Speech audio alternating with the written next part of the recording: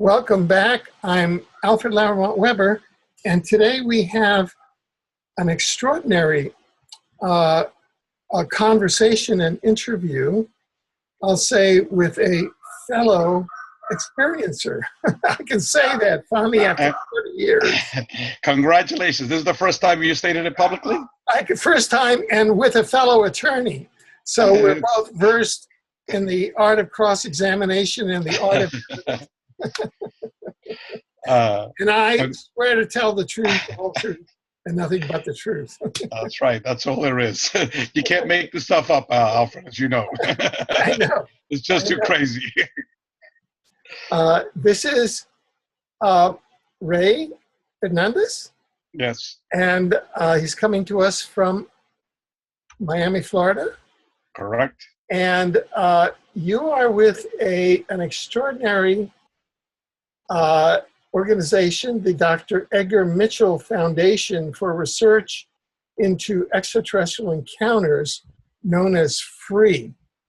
Now, with that, I'm going to turn it over to you so that you can bring all of us, because I'm brand new at this, in fact, will kind of unfold what is happening here, and just bring us into FREE. And I know it's a new development, and all the people that are involved, et cetera, et cetera, et cetera. Thank you, Alfred. First of all, let me just say it's an honor to be your first guest after you have come out clean, finally, after all these years. Finally. And let me just let you know that our distinguished board of directors, almost all of them, are experiencers. Oh, I feel better already. You know, for 40 years, I cringed behind the lesson. If I come out, those guys in the first row, they're going to jump down my throat. And that's why I never came out. Well, that's one of the reasons why FREE got started. There are many reasons. One of the reasons, and actually one of the projects that we're undertaking, is called Experiencer Liberation Day. Okay, which is to finally get the experiencers out of the closet, like you finally come out of the closet, you know, and to publicly come clean, you know, and to talk about your experiences, because the more individuals like yourself, like myself, two attorneys, and some of the distinguished members that we have on our board of directors come out publicly and state that, hey, you know, I'm not just a physicist. I'm not just an attorney. I'm not just a medical doctor, you know, interested in this field. I'm also an experiencer, and it'll bring more credibility to this, and a movement, a social movement, just like the movement for civil rights, the women's movement, for the gay and lesbian liberation movement.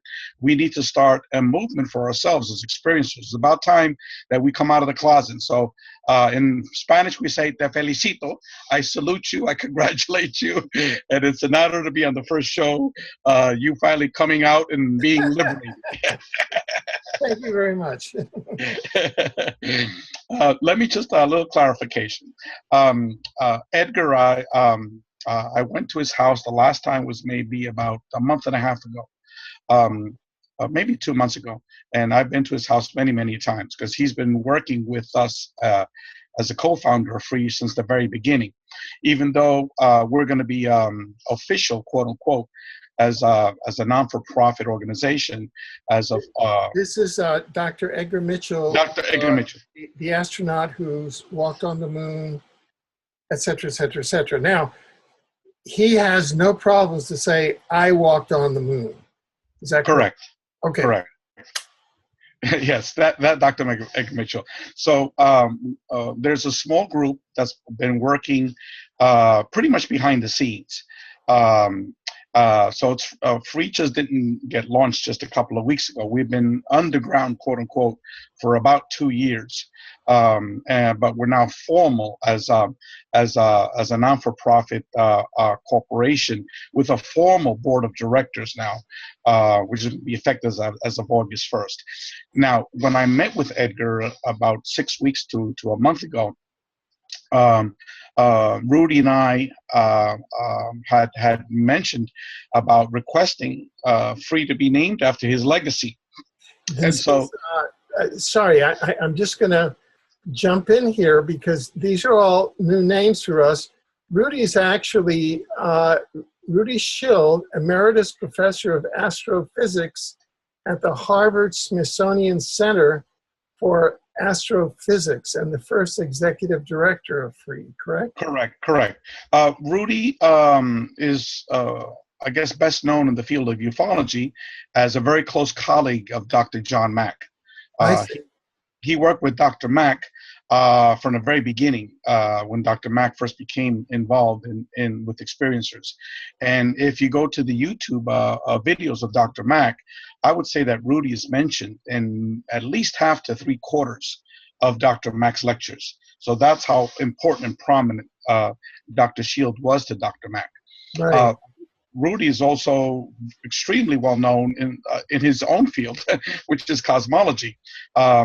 He had, just so people can understand the intellect of this man, he had a running academic debate with Sir Stephen Hawking, the famous physicist and mathematician from Cambridge, as to what is the true nature of black holes.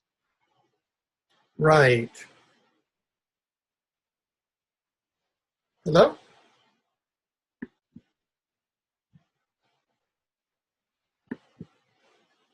Hello?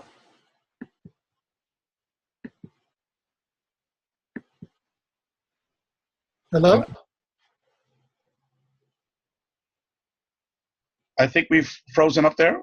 Yeah, we're back. We're back. We're back. Good. Okay. That he had this running debate with the world's most famous physicists in the world that were specializing in black holes.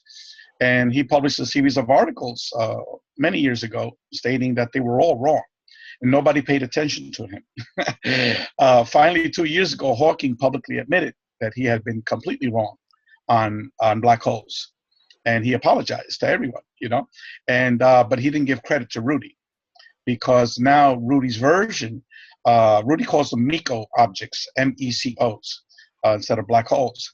Now his theory of what these objects are pretty much prevalent throughout the study of black holes. So this person is a genius on many different fronts. But what I wanted to clarify was that Edgar had a conversation with Rudy and myself and stating that he's not dead yet, So I've had second thoughts about naming FREE after his name, So he said, please, Ray, I've had, some thoughts about it. I feel highly uncomfortable, while I'm alive to having, this named after me, Oh. And so, but he still is, one of the co-founders. He's still heavily involved with FREE, member of our board of directors. He's going to be at our first advisory board meeting in late August. So he's still one of the gang. He just doesn't, while he's alive, I guess he told me, want the name associated with FREE. Okay. So that's just a little clarification. Okay. But let me, before I begin talking about FREE, let me talk about myself. Yeah. And how I became involved in all of this. Sure. In terms of my background, I attended Rutgers College for a bachelor's. I then went to Cornell University for a master's. And pretty much at Rutgers, I had straight A's the last 3 years. At Cornell, I had all A's and 1 A minus.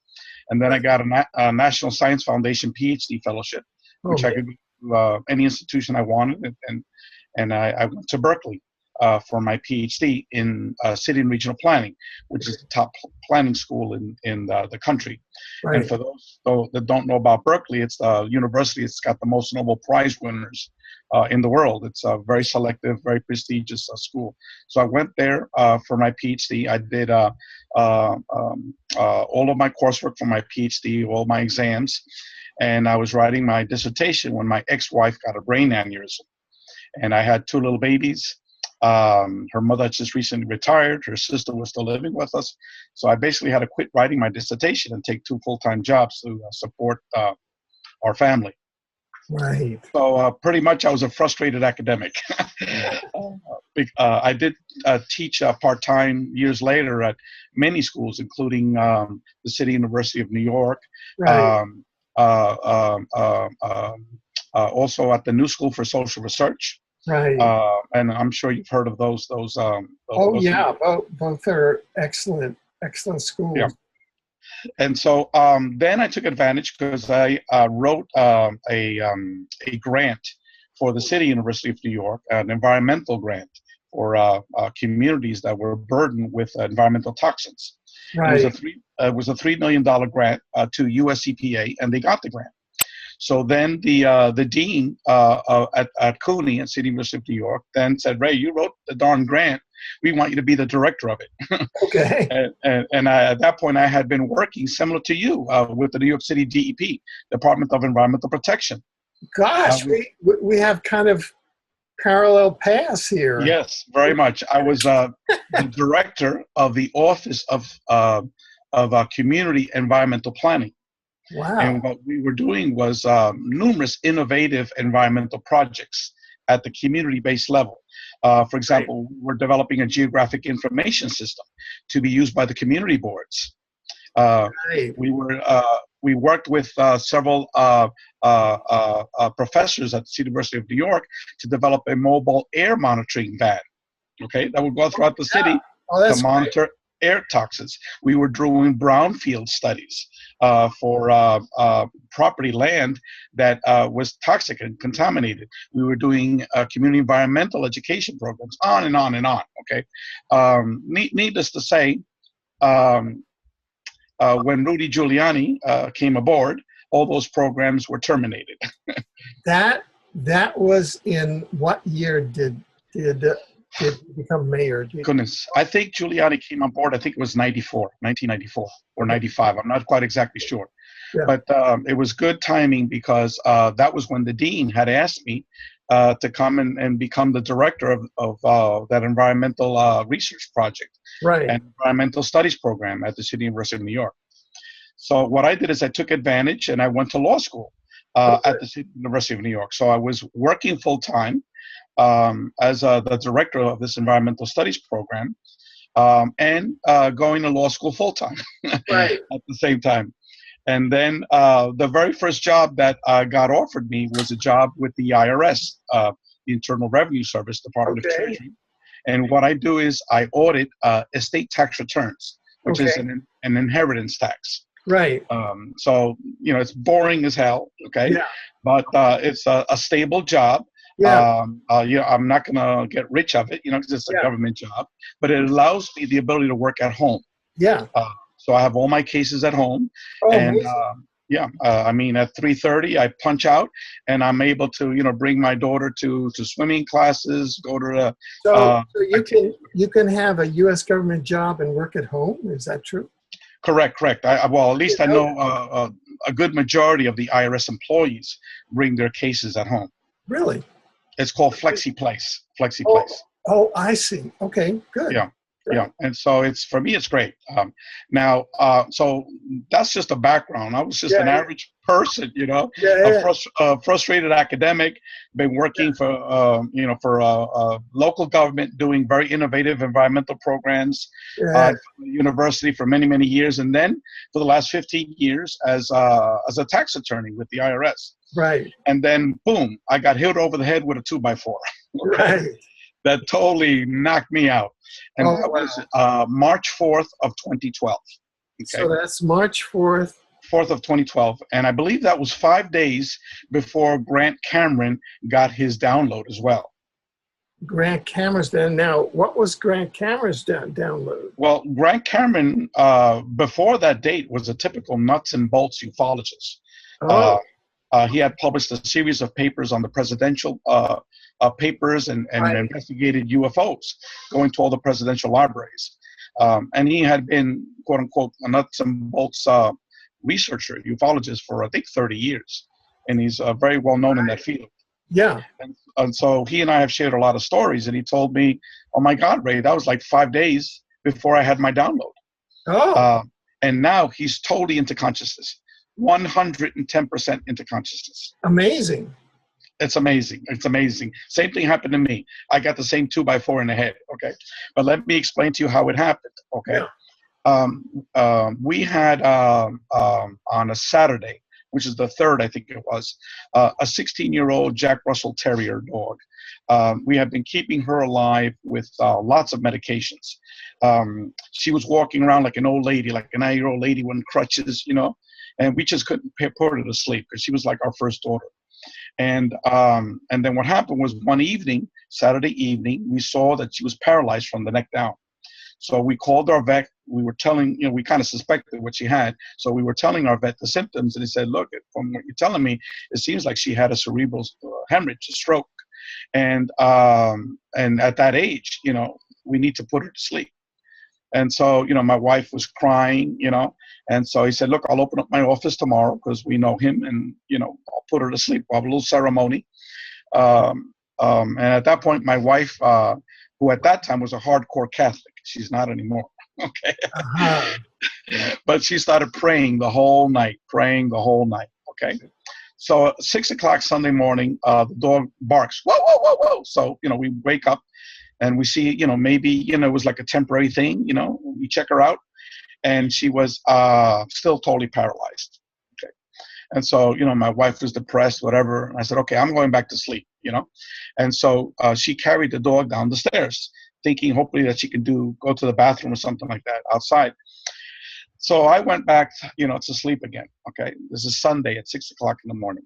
So, and now let me relay her story, which she told me later on after all these experiences finished, okay? When she went down the stairs, what she saw in the corner of our living room, less than maybe 15 away from her, was sort of like a mini craft, mini UFO. And what it was shaped was like an upside down U. Upside down U, okay? Metallic color, solid.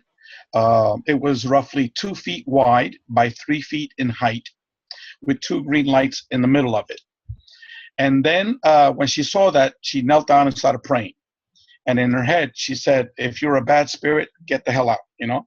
If you're a good spirit or an angel, the only thing I ask you is to please, either she said, cure my nenita or don't make her suffer. I forgot. It was one of those two. Right. I think it was please cure my nenita. I think nenita means little girl in Spanish. That's the name of our nena, okay? And so, so then, when she's thinking that, immediately white fluorescent lights started shooting out from the side of this little craft. And then the 2 green lights started blinking, okay? And so that's when she started yelling at me, you know, Ray, Ray, Ray, you know? And I was like, you know, leave me alone. I didn't tell her, but in my head, it was like, please, I want to sleep. Sunday morning, 6 o'clock, I didn't sleep well. And she just kept on yelling and yelling. And I thought she had seen a cockroach or something like that, you know? And I was like, in my head, you know, don't bother me with this stuff, you know? And then after 5 minutes or so of her yelling, you know, at me and me ignoring her, she then goes up the stairs and she holds my arm, you know, out of bed. And I tell her, this better be good, you know? And I said, what is it? What is it? And she says, you'll see, you know? She didn't tell me. So we're walking down the stairs. She's in front of me, like maybe 2 flights of stairs in front of me. So she gets down the stairs, and I'm at like the last stair before I all of a sudden she disappears. Okay. And then instantaneously, I look at the corner of the room. It's like my head is not even thinking. It's like I'm not even thinking, what happened to my wife? She just disappeared. You know, it's like that wasn't even in my head. In my head, it just turned to the corner. And then what I saw was something totally different, what she described later on. What I saw, I now describe it as a floating plasma being. A being because it controlled my mind and it put me to sleep, okay? And let me describe it to you. It was roughly 2 feet wide by about 1.5 feet in height. So sort of like rectangular in shape, but it didn't have any external edges because it was pure energy, okay? Semi-transparent, multicolored. It was like, you know, moving like this with all a bunch of colors swirling around inside, okay? Now, what I did, I didn't realize it until 6 months later of why I did that, you know. For 6 months, I was like, scratching my head. Why did I do this? Why did I do this? Now I know, But basically what I did is I looked at it, I squinted my eyes, I said, BS, Then I turned around, walked up the stairs, okay, put my hands on my belly. I looked up straight at the ceiling. And for like a minute or two, I was looking straight up without even blinking my eyes. And then I was like a hypnotist, I was put to sleep, Uh, but the best estimate was about 15 minutes, maybe 15 minutes to a half an hour. I never checked the clock, so we don't know, what it was. But that was my best guesstimate of what it was. And then all of a sudden, like the hypnotist snapped his finger, and I woke up. And I was like, "Holy, what? What the hell just happened?" And I ran down the stairs. And when I got down the stairs, I saw my wife. If you could picture someone in a Pentecostal church, like, "Hallelujah, hallelujah, the angels cured her, the angels cured her, hallelujah, the angels cured her." But in Spanish, she was saying all in Spanish. Los ángeles la curaron, los ángeles la curaron, hallelujah, los ángeles la curaron. And the dog now was like a little teenager. It was like, shoo, shoo, shoo, shoo, jumping up and down. And my wife was picking her up and hugging her and dancing with her and putting her down. And my wife was like dancing. And I was like, in my head was like, what the, Right. I was blown away, right? And then I started asking her a series of questions, I said, what happened? What happened? She says, the angels cured. The angels cured. I said, I didn't see any angels. What I saw was this floating plasma thing. At that point, I didn't even call it a being, because I still wasn't putting everything together. I saw this floating object, plasma object, multicolored. I described it all to her. She said, no, I didn't see that. And then that's when she's described what she saw, And then it was this massive confusion because she had described one thing, I had described something else.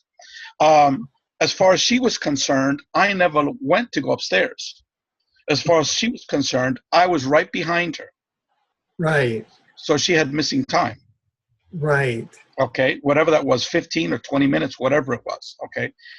That time was missing for her, And in my head, I was like, but where were you? I mean, what happened? It was like total confusion.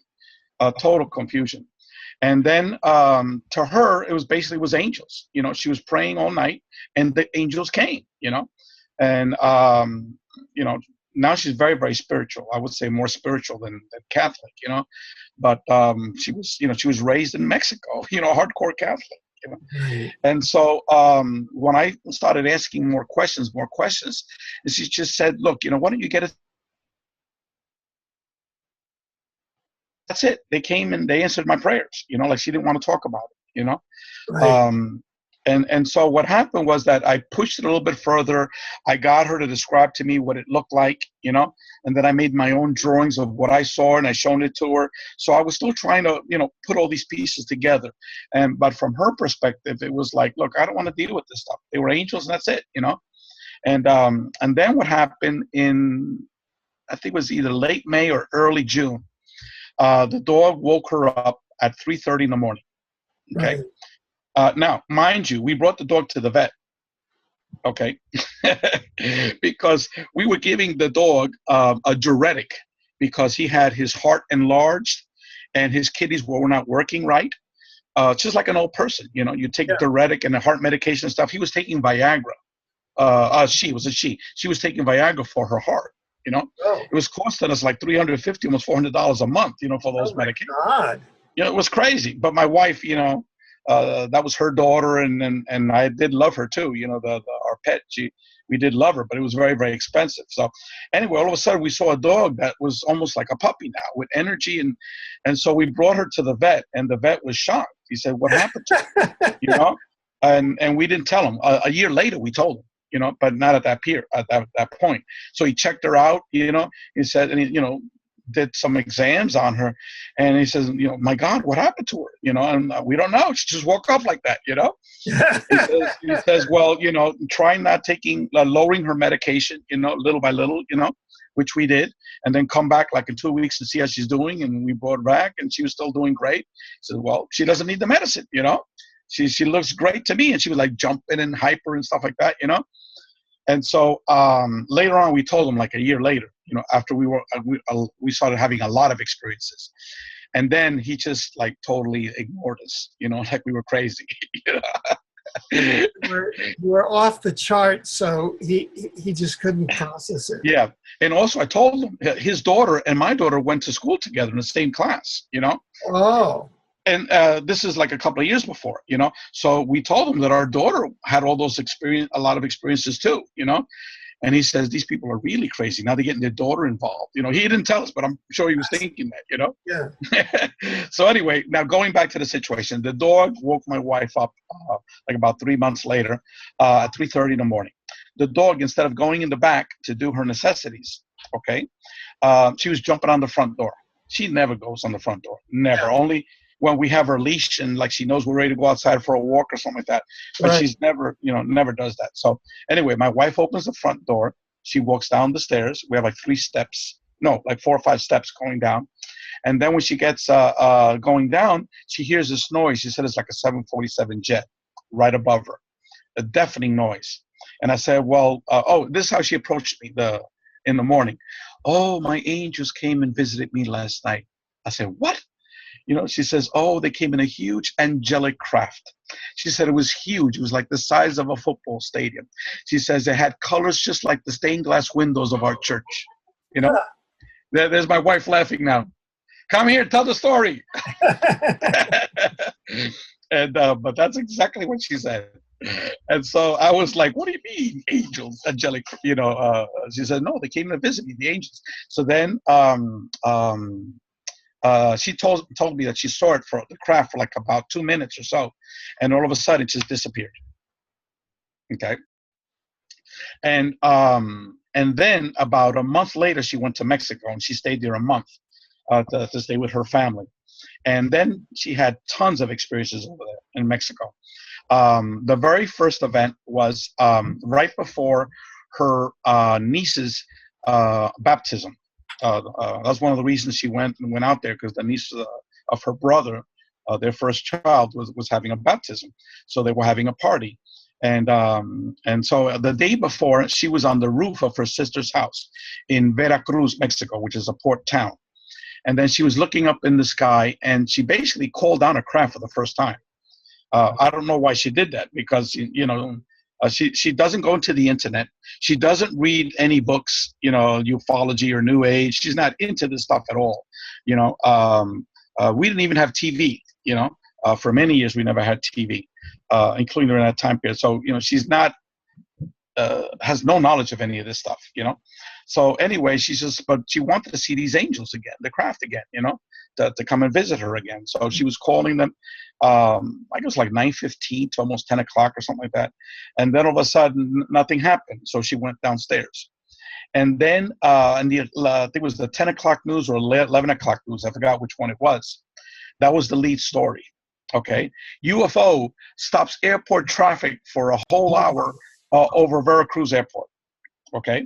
And we've got 3 reporters at the scene, one at the airport and 2, one in the port of Veracruz and some other place in Veracruz. And then it was in the newspapers the next day. It had pictures, videos, the whole works. And then my wife didn't tell anybody, because how could you tell, your family member that you called down this craft, So the next day at the baptism, she meets this, that was the topic of conversation at the baptism that everyone was talking about. And then there was this one man who came from Monterrey. This is a big major city, a huge city in north of Mexico, an industrial city where they make, anyway, it's an industrial area of Mexico. And he was very good friends with the father of the little girl, which is my sister's, my wife's brother. So he showed everyone a video. He was on one of those airplanes that was circling around, because they weren't allowed to land. So he was showing everyone the video, okay, of that craft, and it was sort of like blue and purplish in color, and it was like a round sphere that was moving energy, it was like pure energy ball. And so anyway, then my wife listened to a cousin of hers that she hadn't seen in many years, like a second cousin. And she was telling folks at her table, because they had a lot of different tables, at that event. I see these crafts all the time. And I talk to these beings, all the time. Okay. So then my wife pulled her to the side and told her what's been happening to her. And then the cousin then told her all of her stories. The cousin even told her of a healing that she had, she was going to be operated for something in her throat. I forgot what it was, but she said that she saw the ETs. I forgot how she described it. My wife remembers that they came in with some type of light, put it on her throat. And then when she woke up in the morning, she was completely cured. Okay. And also just our study, our research study, our phase 2 research study, we've had, I think it's 234 individuals that have been healed by these entities. Okay. I think it's 38% of the experiencers that took our phase 2 study. So it's a huge number. I could go through that later on. Okay. Yeah. So anyway, so then they like playfully said, okay, let's call down a craft ourselves. Okay. We'll do it for tomorrow. Okay. Because everyone's staying the night in Veracruz. And then the next day they were leaving back to the different towns. The cousin lives in the coast in the southern part of the state of Veracruz. And then my wife was going up into the mountainous area where she has another sister of hers that lives. And so they said, okay, at 9 o'clock, we'll both of us together put our minds together to call a craft. So my wife told me and that there were 2-car caravan that was then going up, up the hills up into that area of near Jalapa. But it's a big altitude change. It's like very hot and you're sweating, and all of a sudden you go up in the altitude, and you're sort of like in San Francisco. You got to wear like a sweater, that sort of thing. Yeah. And so so going up there, not at 9 o'clock, but at 9:30, all the occupants in the 2 cars saw a craft come down, okay, beam a blue light in front of the lead car for like a minute or two, then descended the blue light, and the craft shot off. And I got to interview 5 of those individuals. It was her sister, her 2 nieces, and 2 of my wife's friends. One is a dentist, and the other one is an architect. Okay. And then one of them had the husband with her that saw it, and then there was another friend that was in the car as well. It was 2 cars. And it wasn't at 9, it was at 9:30. Then another event. Let me explain another event. My wife was in a spiritual retreat in one of these mountains near Mexico City. And it was like a 3 or 4 day event. It was almost like 24 hours it ran. You stayed awake at night, that type of thing. And so my wife one night went outside like to take a break, late at night. And she saw these 3 very tall beings, all like dressed in monks without the hood. Okay. Mm-hmm. And so she got to see like part of their faces, and they were human. Okay. But they were like 8 or 9 feet tall. And they basically glided like 1 foot off the ground. All 3 of them glided right in front of her, for 15 seconds. And the distance was like maybe 20 feet, 20 to 30 feet around there. And then they disappeared. Okay. And my wife has had a lot of paranormal experiences, since then. But let's jumpstart, right? It was like a couple of days later after these, she comes back home. She didn't tell me anything, because during these 6 months, from March the 4th until it was late August, okay? All I was doing was just going into the internet, okay? And I already had going to the internet, to trying to find out what the hell was happening. And I had ordered all these UFO books on paranormal, and I was like 10 hours a day on the internet, and all it did was confuse me. Because they were devils, they were angels, they were Anunnakis, they were Nephilims, they were this, they were that. And I was like, I'm used to, getting straight answers. You go to the library, you get a research document. Yeah. Could I just jump in here? Yes, please.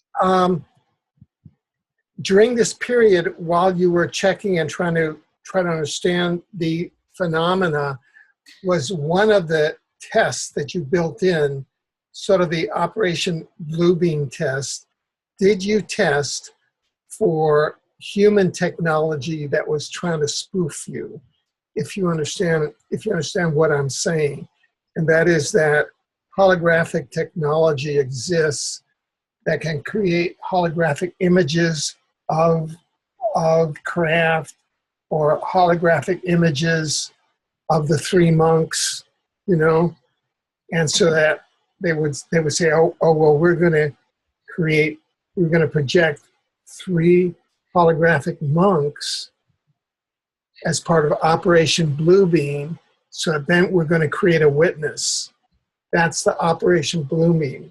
Have you been checking for that?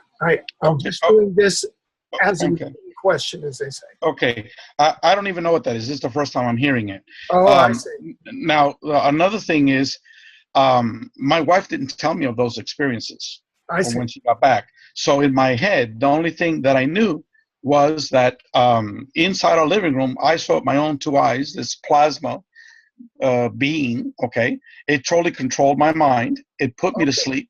It woke me up. I see. And my wife had the missing time. She just disappeared in front of me. And then my wife, and then the dog was cured. I mean, you just can't invent that, you know? Right. So yeah. It sounds like an interdimensional phenomenon. You know, this technology is so, when you try to answer, okay, who is doing this and how, is where you have to posit different alternatives. Yeah. Well, now, Alfred, I have a much, much better idea because I've spoken with hundreds of experiencers. Okay. And plus, with our study, we've had over 1,700 individuals to take our survey in many different languages. Oh, okay, good. Well, but back then, I was totally clueless. Right. So let's start verging over into what are some of the findings that you have found from your 1,700 experiencers as to, different categories, some of the scientific findings that you're going to find. Okay. Let me just say that initial experience was just one out of tons of experiences. There was another that you have had. That I have had, yeah. Like, for example, when my wife came back, it was like a week later that I myself called down a craft. I was playful. I wasn't very serious. Yeah. And it was a huge craft. It was the size of a football stadium that was 30 feet away from me. Okay. Now. Right on top of the neighbor's house. Right. Now, is this back in the March 2012 period? No. This was August. This is like a week or days after my wife came back. So this is August 2012. 2012. 2012, correct. Now, you don't mind my asking you questions, right? Sure, no, please. Oh, okay. Have you had do you call down craft with such frequency now? Or was that like a period where you had all this frequency at that period? Well, I've only tried calling down a craft twice. Okay. I see. The first time this huge craft appeared, and it also had mind control as well. It put my daughter's voice in my head. It downloaded my daughter's voice. There were altogether 5 witnesses to it, and the craft was 30 feet away from us, and it was the size of a football stadium. You pick the biggest stuff, the size of a football stadium. It went back 200 to 300 meters. Wow. In height, it was 100 meters.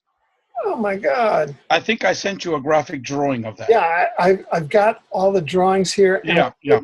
In the article that'll accompany this panel. Yeah. Well, so what happened was, like, I was, in my head, I had seen this video of this guy named Prophet Yahweh the day before. And he's this heavy-set black man who speaks Hebrew and then calls down a craft. And then he videotapes them with a little camcorder, and you see a little speck of dust in the sky, okay? So I was waiting for a friend to give me, I was going to do a motion to consolidate traffic tickets because he had gotten all these traffic tickets. And I said, well, when you get all the tickets, bring them to me. I'll consolidate them. You go to court one time, Yeah. So he just called me up, Ray, I got the tickets, all the tickets. I said, well, where are you at? I'm close to your house, So I said, okay, fine. I'll wait for you outside. Like, that just gives me the tickets. Boom, he leaves, right? And it was August, hot day. I figured, go outside for a little bit, So while I'm waiting for him, I said, I remembered about Prophet Yahweh calling down a craft. And I said, what the hell? While I'm waiting for him, let me try to call down a craft. Who is Prophet Yahweh again? Well, what I saw, he's on YouTube. Oh, and he's they have videos of him calling down a craft in the middle of the day. Okay. But nothing big. It's like a little speck of dust in the sky that they capture. So I was like fooling around. While I'm waiting for my friend, let me just, says, oh, I want to see you, the beautiful angelic craft that my wife saw. She had the privilege of seeing you. She said you had colors just like the stained glass windows of our church, blah, blah. Then I would turn around, nothing, I repeated it again and again. And after 15 minutes, I said, man, I'm going nuts. I'm going crazy. I'm at the point now where I'm trying to call down a craft. I need to give this stuff up because I'm going nuts. And then boom, right immediately, I saw this huge, gigantic craft. And let me describe it. It wasn't material, okay? It was translucent. It was totally cloudy sky. You couldn't see a star in the sky, pure clouds. So you could see the clouds through it, but not a lot. That's like a little bit, And what it was composed of was thousands and thousands of oblong streaks of light, very long streaks. The streaks would either go halfway or 1/4 of the way, but there were so many of them that it seemed like it was going all the way around. And it was thousands of them that formed the whole shell of the craft. Wow. And inside was like these white plasma streaks. It was all white, not different colors. Okay. Wow. And then when I saw that, it was huge, like I described it before. It was 5 feet from the roof of the neighbor's house, right next door, 5 feet. Wow. And he has a ranch-style house, so it was like right on top was the bottom part of the craft. He has some palm trees, like 3 palm trees in front, and those 3 palm trees were blocking the bottom of that craft. Okay. Wow. And then immediately I heard a voice in my head, Daddy, you and Mommy have seen UFOs. Next time you guys see UFOs, you call me, right, Daddy? Don't forget. I want to see one. Okay. Now, my daughter had just turned 10 years old. The last thing a rational person would want to do is to recently turned 10-year-old daughter to see this huge, gigantic craft. You don't know what the hell's going to happen. But no, in my head was like, my daughter called me. She wants to see a UFO. I need to let her know. It's like total mind control. Okay. So I go and I'm yelling out the window, Scott, and finally she opens up the window. What is it, Daddy? I said, hurry up, run. There's a UFO, run. So like, boom, she's outside. So it's now like, 2 people with their tongues wide open watching this thing. And we weren't scared at all. It was like we were being entertained, like the 4th of July fireworks. So we were watching this for about maybe 10 or 15 minutes, okay? And then my friend comes, and he doesn't come alone. He comes with his wife and their 17-year-old daughter. So they leave the car right parked in the middle of what is that? I said, darn well what that is. No, it can't be. So they started coming up with explanations of what this is, okay? And after like a couple of minutes of like crazy explanations, I started laughing. Because I didn't tell them that I called on the craft, but their explanations were, the last one was like atmospheric conditions because they couldn't come up with anything else, And both of them are college educated, very smart people. He's from Mexico, both college educated, and she's from Colombia. Right. And the 17-year-old was a senior in high school. And now I think she's going into her junior year of college. So anyway, after like 2 minutes of them trying to explain this away, I started laughing, and in my head, I was like saying, you better come up with something different because they don't believe you, And then all of a sudden, those oblong streaks of light just stopped and replaced almost immediately by thousands and thousands of stars, the size, 10 times the size of Venus, huge stars blinking on and off like this, on and off, throughout the whole craft. And then they would take turns concentrating into different areas, like would be in this area. The stars were throughout the whole thing, okay? But they would be concentrations of stars, like in certain areas. And then the concentrations were shifted into another area. And, and everyone's like, oh, look over there. Oh, look at it now, because it was shifting the concentrations. And again, it was pure white, no colors, okay? After 10 minutes, okay, well, first of all, the neighbor underneath, they turned the lights on, okay? Now, if you're thinking logically and rationally, you would go knock on his door and say, Pablo, get the hell out. Look what's on top of your house. No, that didn't even come to our mind. Everyone had cell phones. You think anyone took out a photo? No, especially the teenagers. The teenagers are always with the cell phones, okay? Then after like 10 minutes of watching the star show, my friend said, oh, we got to go. We got things to do. And like, in hindsight, you're like, what are you, crazy? You got a once in a lifetime experience here and you got to go, you got things to do. And also in my head, I didn't even question it. It was like, don't worry about it. We'll see you tomorrow. Don't worry about that ticket. I'll write up the motion tonight and then I'll give you a call tomorrow, and you can come and pick it up, or I'll email it to you, or you can sign my name. No, don't say that. You can come and pick up the motion, No, it was his motion because I did it for him. I didn't do a notice of appearance or anything like that, Yeah. And so, so I said, don't worry about it. I'll take care of that. So now that, later on, when you think about it, you're like, I didn't even question him leaving, It's not rational, all those things that happened. Okay. So then later on, then my daughter and I are still watching that light show. Then about like 10 or 15 minutes later, okay, it was a total of 45 minutes. Okay. About total of 45 minutes that my daughter and I were watching this. They saw it for maybe 15 minutes, 20 minutes tops, but it was my daughter and I for 45 minutes. Again, I could have spit at that craft if there's no gravity, Right. I could have gotten a rock and hit it. That's how close this thing was. Okay. So anyway, then all of a sudden I felt like I was being attacked by mosquitoes. Okay. Mm-hmm.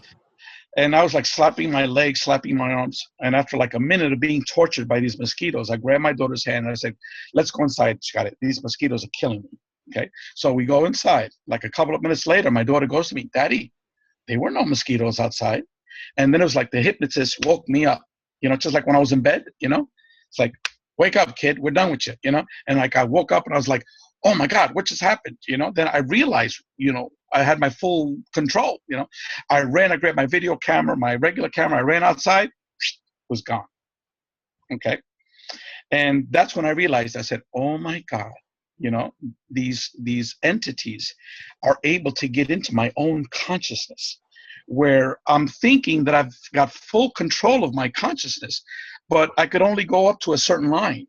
I couldn't cross that line to the other side, it was total mind control, And that's how I said, oh, now I understand what happened to me, where I went to that little floating plasma thing and I said, BS, and I went upstairs. And they put me in a coma, because that's not logical to do that, and not even question my wife disappearing in my eyes, and all those things, And that's when I started putting everything together, okay? And then it was like a couple of days later, I had signed up for MUFON. It was the 18th of March. I still got my my check. It was like 2 weeks after I had my that initial experience in March, right? And I thought that MUFON was going to give me some answers, to all of this.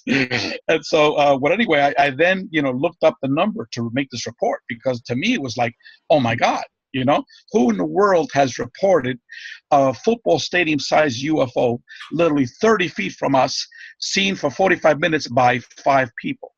Okay. Right. Very credible people. Here you got an attorney, you got these 2 college educated individuals, and even a child, the child doesn't lie, and their daughter, the 17-year-old. So I reported to MUFON, and then like a day or 2 later, I forgot exactly when, we had a senior investigator come on. She used to be the assistant state director for the Florida MUFON. Her name is Mary Margaret Zimmer. Okay. And she's an older lady, and her husband is, and look at the coincidence, he's a retired, meteorologist. Okay. For the Hurricane Center, for the center, I forgot, there's a formal government agency that tracks the hurricanes. And he's retired, and he was an older fellow too. So then I started asking him about, what possible atmospheric conditions could create that. And he says, none that I know of, And so she did a whole report of us, she filed it with MUFON. And then a couple of weeks ago, I found out that MUFON gave my case away to Hangar One. And they did a story on, that show Hangar One, that they have UFO cases. It's on cable. Could be. I'm okay. I don't watch It's okay. I don't watch TV at all. I don't have cable. But someone told me it's called Hangar One, and what it is that they go through the MUFON files, and they they recreate with actors stories. I see. And someone said, Ray, this is a story that matches exactly like you. There was an attorney in Miami, and there was a miraculous cure of a dog, and this is that. Yeah, and so I didn't even know about that, So, and so anyway, Mary Margaret Zimmer, she interviewed my wife, myself, and my daughter, And I said, I can give you the telephone number of my friend and his wife, and and the daughter, so you can interview all three of them. And she said, no, I don't need to, and so, I did give them their names, but I don't know if it's in the formal report, because I never did get a formal report. Right. As a matter of fact, that's one of my agendas. I want to get the formal report now that I know that it went to that Hangar One TV show. I want to be able to see what was portrayed there, and, Exactly. and get the report. So anyway, the point by me telling you this is that I did report it, to MUFON, and there was a formal investigation and all this and that. Sure. And so after that, another crazy experience happened, which I won't go into. It involves 3 near-death experiences. Okay. Sure. It's a very long story, but it's like you had a cram course. Oh yeah, no, it was a super cramp course, and and it still's happening. Even the last 6 weeks, lots of crazy stuff has been happening. So it's still going on. Yeah, still going on. And the triggering event was on March 4th, 2000. March 4th, 2012. Okay. Did you have anything leading up to that date? Or was that like no,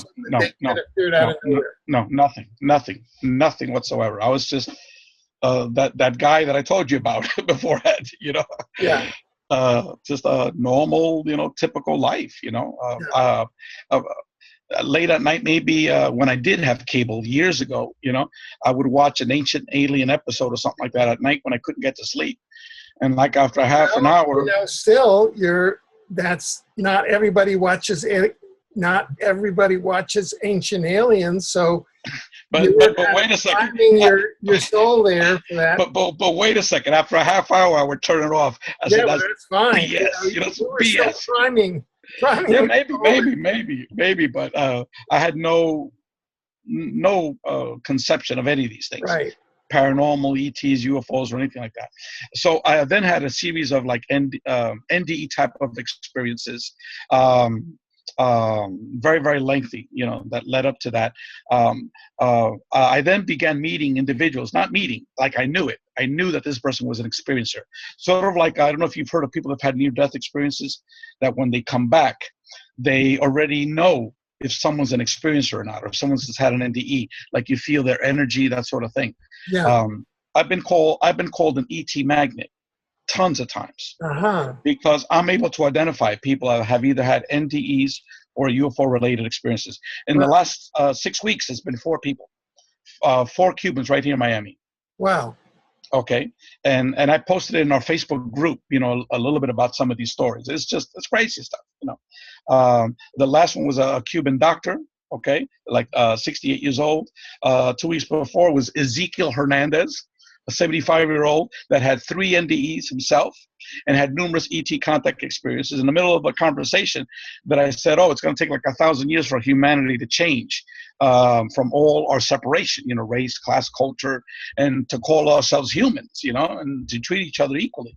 He says, no, out of the blue. Okay, no, it's not going to take that long. It's happening right now, because there's a big mothership surrounding Earth filled with thousands of ETs, and they're doing the change right now to transform humanity. And I was like, and it's things like this. One of my best friends, okay, my best friends, I've known him for almost 12 years now. Okay, out of the blue, this guy's a healer. Okay, he took away my massive migraine headache. He says, pretty soon you're going to feel better. I said, what do you mean pretty soon I'm going to feel better? And all of a sudden, it's like, oh my God, what happened to my headache? And then I said, what happened, Alberto? His name is Alberto. And so he says, look, Ray, that was a doozy that you had. That was a real bad one. And then he told me, I don't tell anyone, but he knew of my experiences. Okay. So he says, look, I take people's headaches away. Okay. And he says it's going to last maybe like another minute, then it's going to be completely gone. That's exactly what happened. And then he says he gets the headache from me, from other people, and it stays with him for like a half hour maximum, and then it goes away. And then he also can do energy healing of people. Okay. He also told me he has out-of-body experiences almost at will, and he says he loves it. Okay. He says what he enjoys the most is going up and down the wires, the telephone wires, to avoid them. And it's stuff like this, it's like all of a sudden, to me, it's like people are being awakened all over, with these experiences. And let me tell you another one. Okay, there was the Cuban doctor, there was Ezekiel Hernandez, there was Alberto, and there was one more. 2 days ago, this guy that I did some legal help on, I helped him like 3 years ago. Oh, and I immediately, it was during the period where we had that healing with our dog, okay? So I told him about it. He was like, I don't know why I've told this guy. So I hardly ever told anybody about this stuff. And I don't know why I told this guy, but now I know. Because now he called me 2 days ago and he says, Ray, he says, I remembered about your dog, okay? Let me tell you what's been happening with my dog, okay? He went to Peru and his wife and he tried ayahuasca, okay? 3 weeks after he came back from Peru, okay, he saw his dog, when he would pick him up and move him, it was like sparkles, colored sparkles was shooting out from the bottom of the dog in different directions, okay? And he says, and if you move them a little bit, it would be green color, like green sparkles, and it would be like a second, like real quick, okay? But if you like really shook them up, okay, he said it would last like 6 seconds, and it was like sparklers, many, many colors shooting out. And he says, Ray, I'm freaking out. And he says, I showed it to my wife because she was a non-believer. And then I showed it to her daughter. It was his stepdaughter, who's a 20-something-year-old nurse. And then he showed it to their own daughter that they have in common. And then he started calling in. He said it only happens like late at night, like after 10 or 11 o'clock, okay, when it's total darkness. He started calling in his extended family, okay, his sister and other relatives. But he said, man, but you got to come after 11 o'clock, And so they all saw the show. And so I was telling him, did you try to record it? He says, Ray, have you ever, first of all, it's total pitch darkness. I tried opening the bathroom door to get a little light, and it's like the lights almost disappear. Like you see a couple of little lights, but it's not like when you have complete darkness. And so we talked about getting one of those infrared night cam, little things that they put in the stores, He says, Ray, man, that's expensive as hell, man. I can't afford that. So we were talking about different solutions. And so then he sends me another tweet, and he says he used his iPhone or camera phone, whatever it was, and what he got was like a white light streaking from the belly of the dog on the little camera, but it doesn't show the colors. He says in live you see all the colors.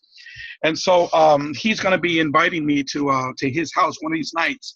But what he told me is that his wife is all pissed off because I don't know if I could use that word or not. But yeah, sure. His wife is very upset because he was inviting all of his family members to go see the light show, So it's stuff like that, Alfred. You know what I'm saying? That's there's this kind of energetic awakening or yes. Or ascension. And that's just in the last 6 weeks, and plus we've had paranormal experiences. Like, for example, here's another crazy story, right? My daughter has had 3 people to talk about their near-death experiences live right in front of her. The first one was my daughter's pediatrician. Okay. Right. The last one was Ezekiel Hernandez. Okay. Right. Because we were going to be bringing her to some salsa classes, okay, to test her out, see if she liked it. And Ezekiel was there waiting to take a salsa lesson at the age of 75, Wow. And that's what we struck up this conversation. And so part of later on, I had I'm sort of going back and forth, but another event that happened to me was I had the most profound download that I ever had, telling me about what I needed to do, like my mission, okay, right. And I was in the middle of a wheel. Okay, and I only met one other person. Her name is Audrey Hewins. She was you were in the middle of what? Yes, in the middle of a wheel. A wheel? Yeah. Let me explain it to you. I was in the middle of a traffic jam going into downtown Miami. I go once a week to pick up my cases and do some work downtown. Okay. Oh, I see. And then so I was in the middle of a traffic jam. Okay. Yeah. I couldn't even move, and then all of a sudden I got a download, and what it is like, it wasn't a voice. It was like a big rush, like an instant information going into your head, and it was giving me a message, a very detailed message. Yeah. And which I'll explain in a couple of minutes. Okay. But then while I was getting that message, I was like inside a wheel, a huge wheel. Okay, that was spinning around, and it had different spokes. And each spoke had a different modality of contact. Okay, near-death experiences, out-of-body experiences, remote viewing, shamanic journeys, et cetera, the spirit world, all these different ways where people have having contact.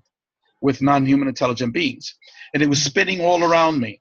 And what was holding everything together was consciousness in quantum physics. Hmm.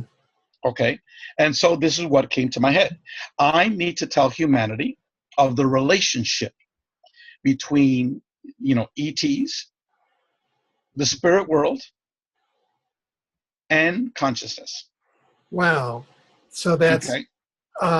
the relationship between ETs. Yeah. Well, they didn't tell me exactly ETs, but it was these beings.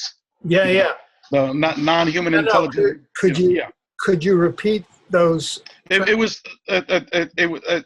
again. It was to tell humanity Yeah, of the relationship between the ETs, yeah. the spirit world, Spirit world. and consciousness / quantum physics. Right. Okay. Very good. And let me tell you then what happened. You've interviewed Mary Rodwell before, right? Oh, sure. Okay. When I had my experience in August, where my daughter and I and these 3 friends saw that huge craft, right? I then sent out like 10 emails to like 10 very well-known folks. Whitley Strieber, Grant Cameron, Mary Rodwell. I might even sent one to you. I think it was. Okay. I don't recall, but it was like a whole, like 10, not a lot, but just a select few, trying to get some answers. What the hell is going on? And like maybe 2 or 3 of them responded back. I think one of them was Joe Montaldo. Joe Montaldo. Joe, sure. Okay. All right. And then, so what happened was in May, this occurred in May of 2013. Okay. Late May of 2013. All of a sudden, that same day that I gotten that download, I get an email from Mary Rodwell. Dear Ray, I'm sorry I'm responding to your email that's 7 months old, but it just popped up on my computer screen. Huh. Okay. Next time you interview Mary, says, Mary, can I ask you that question about Rey Hernandez? And she'll confirm it to you. Okay. She'll confirm it. And she's told a lot of others. Okay. And so at that point, I took advantage and I sent her an email. I said, well, you ain't seen nothing yet. This is all my near-death experiences, that happened. This is, all these other experiences. And this is what happened today, And so she said, oh my God, Ray, I've never heard anyone that's had your diversity of experiences, let alone seeing a huge ship 30 feet away for 45 minutes. I mean, I've never heard that. Mary's been doing this for 30 years, So then she showed me how to use Skype. I never even knew what Skype was before. Okay. So she showed me how to use Skype. I got on Skype, and then we started, she started telling me a little bit about her work, what she does, and her details. And I started telling her about my experiences. We were like, 2 hours on the phone, that sort of thing. And in the middle of that conversation, she told me that she's a very good friend of this professor of astrophysics at Harvard, Dr. Rudy Shields, who used to work very closely with with Dr. John Mack at the Harvard Medical School for many, many, many years. And he was like one of his closest friends. And that Rudy himself has worked with hundreds of experiencers with Dr. Mack, and then after Dr. Mack passed away. And then he needs to know about, your experience, because it dealt with quantum physics and consciousness. And Rudy is one of the leading academics on consciousness, the physics of consciousness. Right. And so the next day, after we hung up the phone, I got a call from Dr. Rudy Shields. Really? Okay, at 9:30 in the morning. If you ever interview Rudy, you could ask him, and he'll tell you. So I'm not making this stuff up. Right. You could ask these people. So he calls me up and he says, and I didn't even know who he was. He had to introduce himself again because I'd completely forgotten who he was. And so then he's telling me, we went over what happened to me with the download and my other experiences. And then he said, Ray, that download that you got is 100% correct, because all of these modalities of ET contact can be explained through the quantum hologram theory of physics and consciousness. Right. Okay. And then he started then spoon feeding me baby food of quantum physics. Okay. And he just went on from one theory to another theory to another theory, and then explained the quantum hologram theory. And then at the end of it all, he says, Ray, these ETs gave you, some instructions of what you needed to do. And he says, I'll be here to back you up for whatever you want to do. Okay, I'll be your scientific advisor. And I told him, I said, I have no idea what to do because they didn't tell me, do this, do that. You know, it's just this big nebulous thing, you Yeah. know? And he says, well, it'll come to you, Ray. I think that you need to, you know, do some type of organization, but I don't know, you know, what you want to do. Okay. But when it comes to you, I'm here. And then write down this telephone number. So I wrote down the telephone number, you know, I thought it was his phone number. He goes, this is the telephone number of Dr. Edgar Mitchell. Oh. Dr. Edgar Mitchell is my mentor. Huh. And he's taught me all, you know, all there is about, you know, the quantum hologram theory of physics and consciousness. Right. In terms of the experiencer aspect of it, it was Dr. John Mack that taught him about that aspect of it. Right. And since then, he's continued with that work of working with experiencers. He just doesn't publicize it, right? So he says, call Edgar. I'm going to give him a call. I'm going to send him an email. What you're telling me is very, very important, and he needs to know. Okay. So I already knew who Dr. Edgar Mitchell was, because part of my near-death experience component of it was that I was put into a trance for 4 months where all I did for 18 hours a day was to read books on near-death experiences and consciousness studies. Oh, now what years did this happen? This was right after I saw that huge craft in 2012. Okay. It was late. I think that experience happened in late August of 2012. Yeah. And then it was these 3 dates, which some people told me later on that those 3 dates were very, very important. It was December 21st, 2012, December 22nd, 2012, and December 23rd, 2012. It was Friday, Saturday, and Sunday. Well, those are very important dates. Okay, well, I've only learned that recently, okay? Really? That people have told me, no, I'm not into this New Age stuff, you know, any of these things. It was later on that more than one people pointed that out to me. But I didn't even know for like a whole year afterwards or something like that until someone pointed it out to me, you know, Right. after I started talking about it. And this is what happened, okay? And almost like a day or two afterwards, I was somehow guided to near-death experiences, you know, and to like consciousness research. And then immediately I ordered like 30 books from Amazon. Okay. It was like 20 books on NDEs and then 10 books on scientific consciousness studies. Not metaphysics. You must be a speed reader, are you? No. I read fast, okay? Because I have that background of just absorbing books. Yeah. But here's the thing. It was 12 to 18 hours a day. That's all I did. Okay. Okay.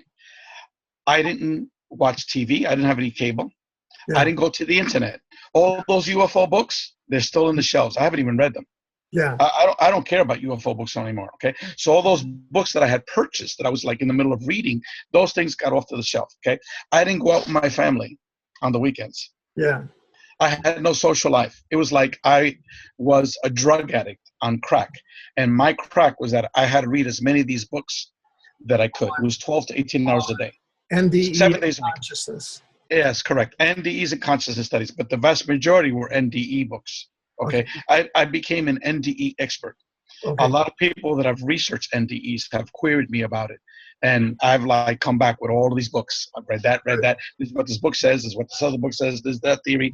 You know, I became an expert in it. Okay. Yeah, Now my wife was urging me to go to our medical doctor because she wanted me to take some anxiety medications because she thought I was going crazy because I had no life. My life was just reading these books. At 4 o'clock in the morning, I would go to sleep with a book on my belly. Yeah. And then I would wake up with a book on my belly. You know, it was like that. That's all I did. Okay. And then the very first person I ever talked to about NDEs outside of my wife was on Friday, December the 21st. Wow. And if you want, I could go to my doctor's office. Her name is Dr. Claudia Herrera. Okay. My daughter's pediatrician. My daughter had a fever for 2 straight days. Okay. Now my wife, I didn't even know this doctor. Okay. Because my wife always brought my daughter to the pediatrician. Always. Okay. And so that day, for whatever reason, my wife couldn't bring her. Okay. So I brought my daughter to the pediatrician. And then I had never spoken with anyone. Okay. About NDEs, except my wife. 3 days in a row, I hit the lottery. Right. Okay. What are the statistical probabilities of the very first 3 people you ever talked to about NDEs? All 3 of them had NDEs. Right. It's Okay. very synchronistic. Yeah, yeah. So anyway, in the middle of the doctor's office came a voice like a schizophrenic voice. For a couple of days there, I thought I was schizophrenic. Okay. Oh, you mean It, you're hearing prompts or voices? no, a voice came out of me. Excuse me, doctor. Have you ever heard of the term called near-death experiences? I've just finished reading approximately 300 books on this topic. Out of those 300 books, approximately 50 books were written by medical doctors, such as yourself. And out of those 50 books, at least 10 of them were written by professors in medical school. It's a scientifically valid phenomenon, and you need to be aware of it. Now, let me tell you some components of the near-death experience. And like I told her, like for another minute or so, and her eyeballs, had popped out, and then in my head I was like, "Shut the hell up! Why am I saying this? Why am I saying this?" Right? And so I wound up apologizing to her because, "Excuse me, doctor, I don't know why I said that. Okay, I apologize. I don't know why I said it. I didn't mean to offend you." And she goes, "No, you didn't offend me. How did you know I had a near-death experience?" Okay. Oh, so you were like on a mission from the dimensional ecology. Like your guides had, or whoever you're working with in the dimensional ecology had set you up in that special cram course. Yeah. I was a total atheist. What? I was a total atheist. Yeah. Total atheist. Yeah. No, not one little drop of spirituality in me. Yeah. Not one little drop. Okay. And so this was their mechanism to convert me to believe that we are eternal spirits, that there is a verse out there. Right. And Rudy gave me the physics aspect of it, and Edgar. Okay. Yeah. And then this knowledge gave me the whole spirituality of it. So you had a total transformation of consciousness from March to December. No, not March. No. In that 6-month period, I was still someone in the internet searching for answers, getting contradictory responses. I hadn't even begun those books. It was basically from, let's say, the first week of September to December 21st. So that from September of 2012 to 2112 and the 3 days thereafter, and then you had a transformation of consciousness. Yes. And so what happened was that, she then told me the details of her out-of-body experiences. Right. She didn't go into the tunnel and into the spirit world or heaven, whatever. Her experiences were out of body. And then in front of my daughter, and this is important, because I told you my daughter has had 3 people to tell her about their near-death experiences in front of my daughter. Plus, my daughter also saw that huge ship. Yes, there she is. Yes, sweetheart. Alfred, could we take a break for a second? My daughter's calling me. It's my beautiful daughter right here. Yeah, sure. Yes, sweetheart. Tomorrow, I think I have a friend coming over. Will the pool be ready? No, you need to tell me the day before, but I'll try to fix it tomorrow morning. Today is the day. Tomorrow morning, I'll try to fix it. Okay? Okay. There's my 12-year-old daughter, almost 13. Oh, good. And her birthday is July 31st. So when she saw that huge craft, she had just turned 10 years old. Right. And so anyway, speaking of my daughter, she was right there next to me when this doctor was talking about her NDE. Okay. And so she talked about going out of her body. Okay. At the hospital. She had a heart attack. She died. She had no symptom, what do you call it? No pulse, not breathing, nothing. She was clinically dead. And then she described going out of body, described the doctor, the nurse, full details, 6'3", 6'4", basketball player, blonde hair. The nurse was short, like less than 5 feet tall, heavy set, like 200 pounds with a short haircut, 1950s pointy glasses, the whole works. Then she went through 2 walls, shoo, and was on top of her parents.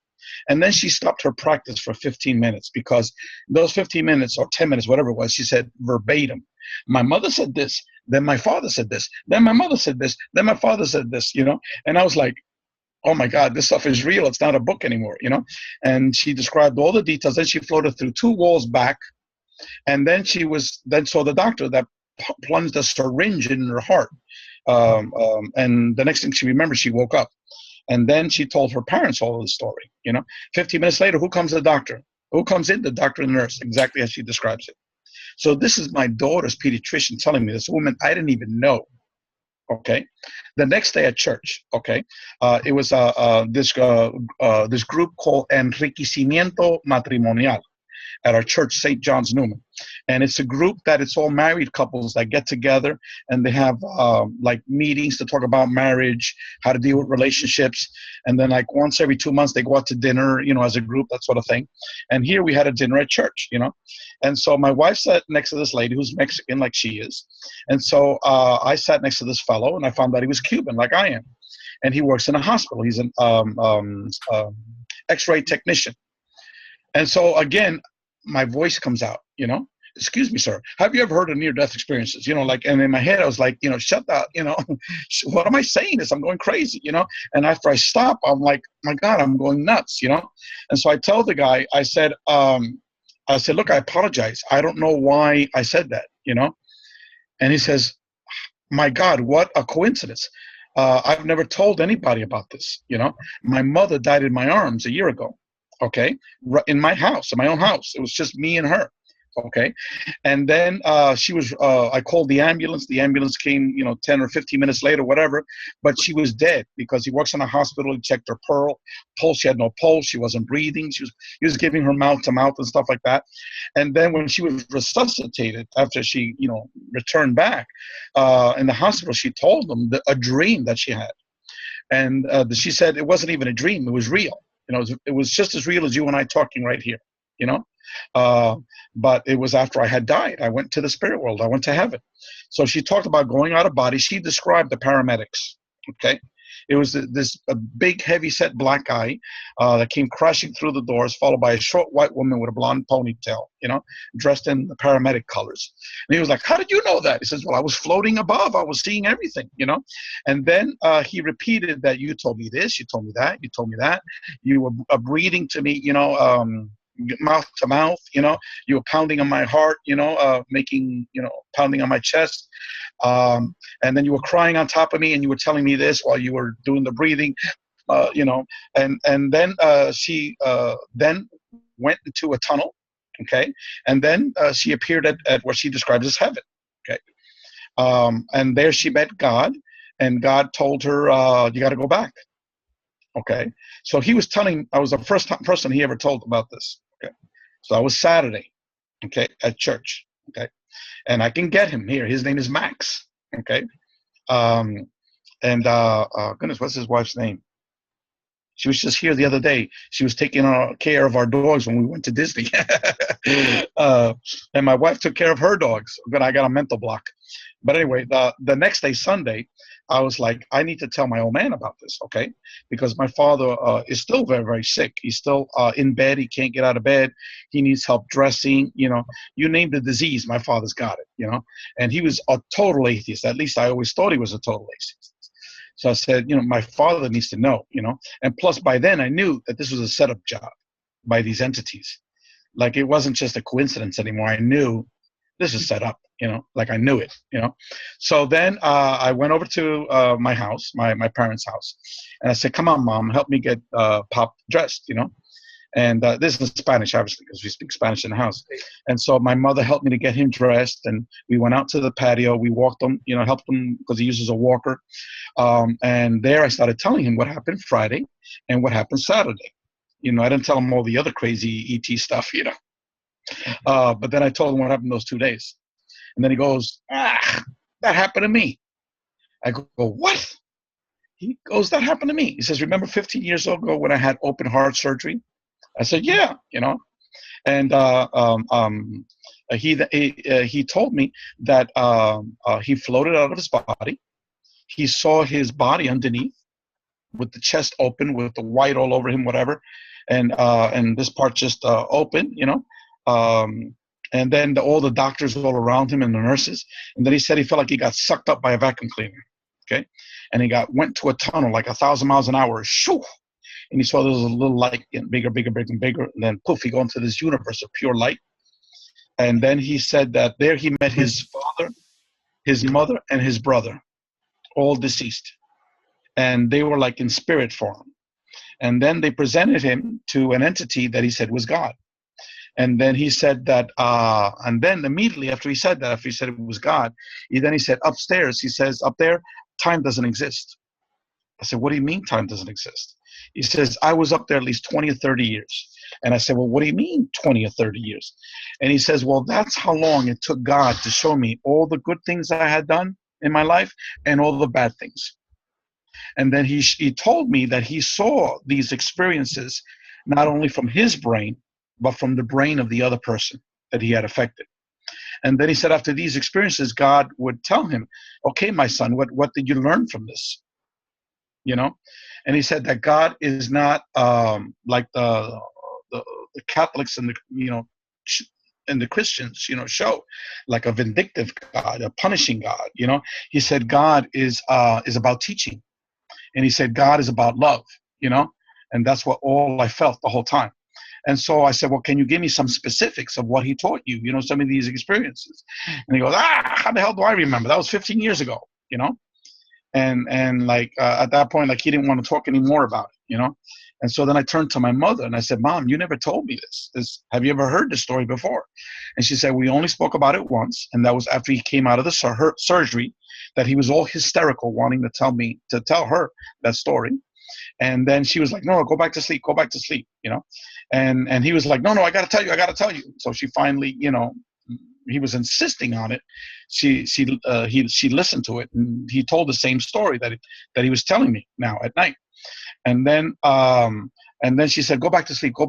It's the anesthesia. Okay. And she told me they've never spoken about it before. Okay. And then we started talking about other relatives and other people that have talked about that. And she was talking like in Cuba, like when she was, young, my father now is 85 years old. Uh-huh. Okay. My mother's 2.5 years younger. Okay. So, they're not young. So they were talking about when they were young in Cuba, like La Abuelita Paula, I forgot her all the elderly aunts, they call them abuelitas, like grandmothers, And so she mentioned this one particular grandmother that had that experience that told them, other family members. And then I think my father said something about this famous Cuban singer, very, very famous here in Miami. He's an old fellow. I'm sure he's in his either late 70s or early 80s. Goodness, what's his name?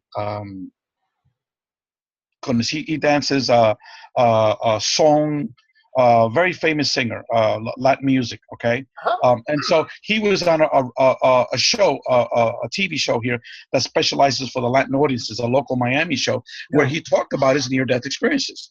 That he had heart surgery, and he himself talked about it. And so then they started talking about it. So they said it's probably very prevalent, but they've heard it before from other people, but you don't hardly ever hear it.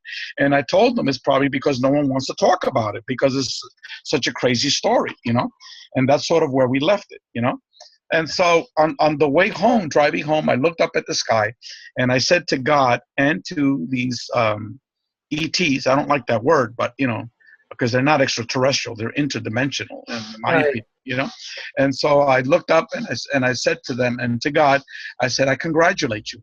In a 4-month period, you have managed to totally convert an atheist material rationalist into someone that has more spirit and more belief, not only belief, but a fact that God consciousness exists and that we are eternal spirits than any Catholic priest in Miami. Okay. And since that day, I still believe that, it's not a belief, it's like I could die now and I know what's happening. I know where I'm going, it's like a total conversion.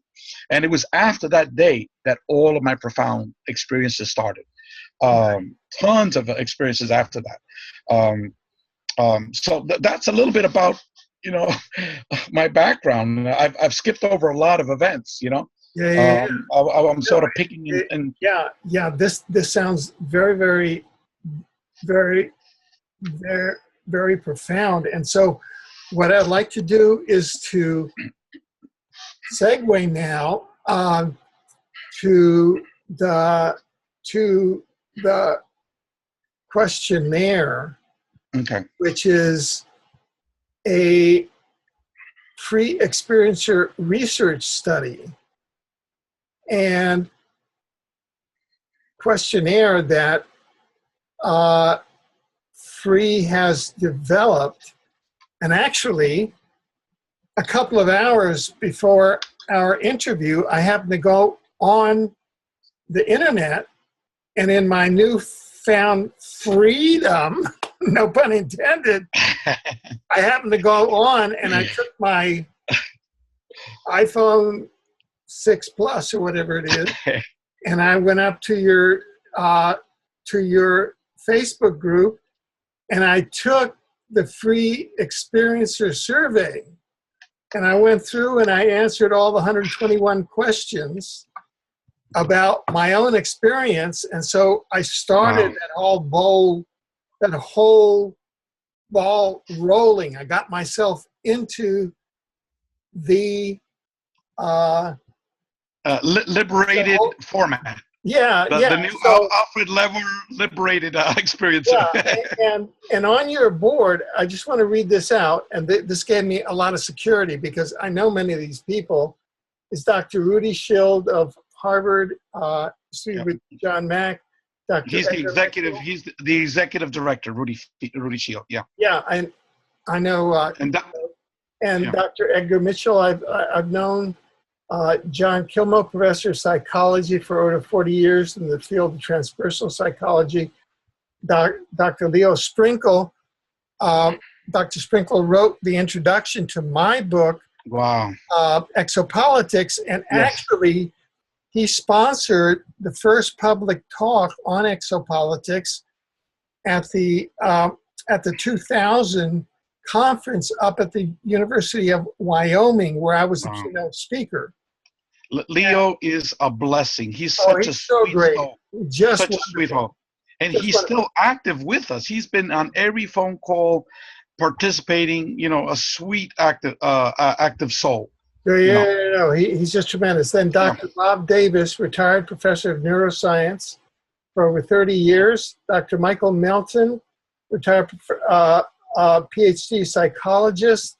Mary Rodwell, author of extraordinary books and papers and research. Catherine Martin, Giorgio Placenza, Rosemary Ellen Gulev. Now, Guiley, yes. Yeah, yes. Now, so I've done this, and so I'm not only speaking for myself, but say for experiencers who are watching this program and who just listened to your experience, and they said, "Oh my God, I'm having this happening, and I don't know what to do with it." Like I carried mine inside of me for 40 years, literally. Wow.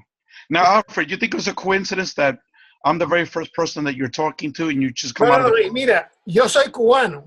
Oh, no me diga, I didn't even know that. Yo soy cubaniche. Wow. Mira, las coincidencias son muchas. Qué locura, man. Qué locura. Alfred, here's another thing. Remember I told you the last 6 weeks, those 4 people? Yeah. All of them are Cuban. Yeah. Okay? Something's going on with the island of Cuba. Cuba is built on the ruins of Atlantis. Yes. Yeah. Wow. You understand that? Yes. So yes. all of this is Atlantis and Lemuria coming back on its, roundabouts coming up. So wow. No, but you're bugging me out, Alfred. You're bugging me out. That Cuban accent came out, man. I know. I lived my grandmother was in Havana. I grew up in Chaparra, Oriente, Cuba, and Céspedes, Camagüey. Wow. And I left the island in August of 1960. And that's my... Wow. I left in 61. Yeah, so we're from that same... Wow, period. Unbelievable. Yeah. It's just too much going on here, Alfred. I know. So anyway, those people who may be watching, so you went through your experience. Yeah. And so I had my experience in February of 1973. I kept it inside of me for 41 years as an internal guiding post, right? Because I knew if I talked about it before, I would be put in a pigeonhole as an experiencer, and I knew that I had to make a contribution first as an exopolitician to develop kind of the infrastructure of the discipline before, you know, I had to do it in sequence. So could you walk us through what's going to happen to people like to me and to others who come and put all their data? That's phase one, and I know that they're going to start contacting me for more data. What's going to happen to all of that? What are my and other people who put their data in? What's going to happen to us? And then what's going to happen to all of that data? Could you walk us through that? Okay, sure, definitely. Let me take your readers through the very beginning of all of this, of how all this started, You know my academic background, Right. Once I went to the internet and I saw that there was nothing there for me in the internet, I started to do an academic literature review, Right. And then in the academic literature review, and basically for the non-academics that are out there, is what you do is you look at what has been written academically or published academically in a specific topic area, Right. And what I found out was that it was very, very little was written academically about experiencers, Most of what was published was psychological and psychiatric documents, whether we were crazy or not. Right. And Leo, as a matter of fact, was the pioneer in doing that. Leo told me that he started doing his first research in '62, but it took many, many years before he actually published it. But he was one of the pioneers that did psychological profiles to see whether we're crazy or not. And even Dr. John Mack and so many other people, and all these studies demonstrated that we're normal. The only thing maybe is that there might be a little fantasy proneness among experiencers. But I think that those tests were biased to begin with, because, for example, if I took that test, I would show I'm fantasy proneness, because I've gotten downloads, I've communicated with ETs, I've had telepathic communication, I've seen crafts, well, this guy, I've got schizophrenic episodes, where a voice came into me and talked through me, that sort of thing. So if I were to take those tests, I'm a little bit nuts myself, But anyway, besides that, the academic study, and then there were hundreds and hundreds and thousands of books by experiencers. Oh, this is my story. This is, the Travis Walton story. This is the Betty and Barney Hill story, et cetera, et cetera, et cetera. So there's tons of people that have written their own stories. And then there's certain books, like, for example, Dr. John Mack, who was a compilation of a small group of experiencers that he synthesized their stories and made 2 books out of them. For example, the most detailed, and statistical studies, very, very little of them. The major one was Dr. Kenneth Ring, who was a retired psychologist. He did a statistical study comparing individuals that have had near-death experiences and individuals that have had mainly abductions, ET/ET contact. And what he came out with was that it's basically, and the book only focused on transitions, mainly on the transitions. What were the outcome, And it had a little bit about the childhood of these individuals and some experiences that they had growing up. But then it talked about, what was the end result of it. And what he determined we're talking about the same person, Like, for example, like myself, someone who might have been totally religious. Now they don't care about religious. They're into spirituality. People that were materialistic. Now they don't give a darn about material things, et cetera, et cetera, et cetera. There were various indicators that both of these groups shared. So that was the most major comprehensive study, and it basically dealt with transformational issues.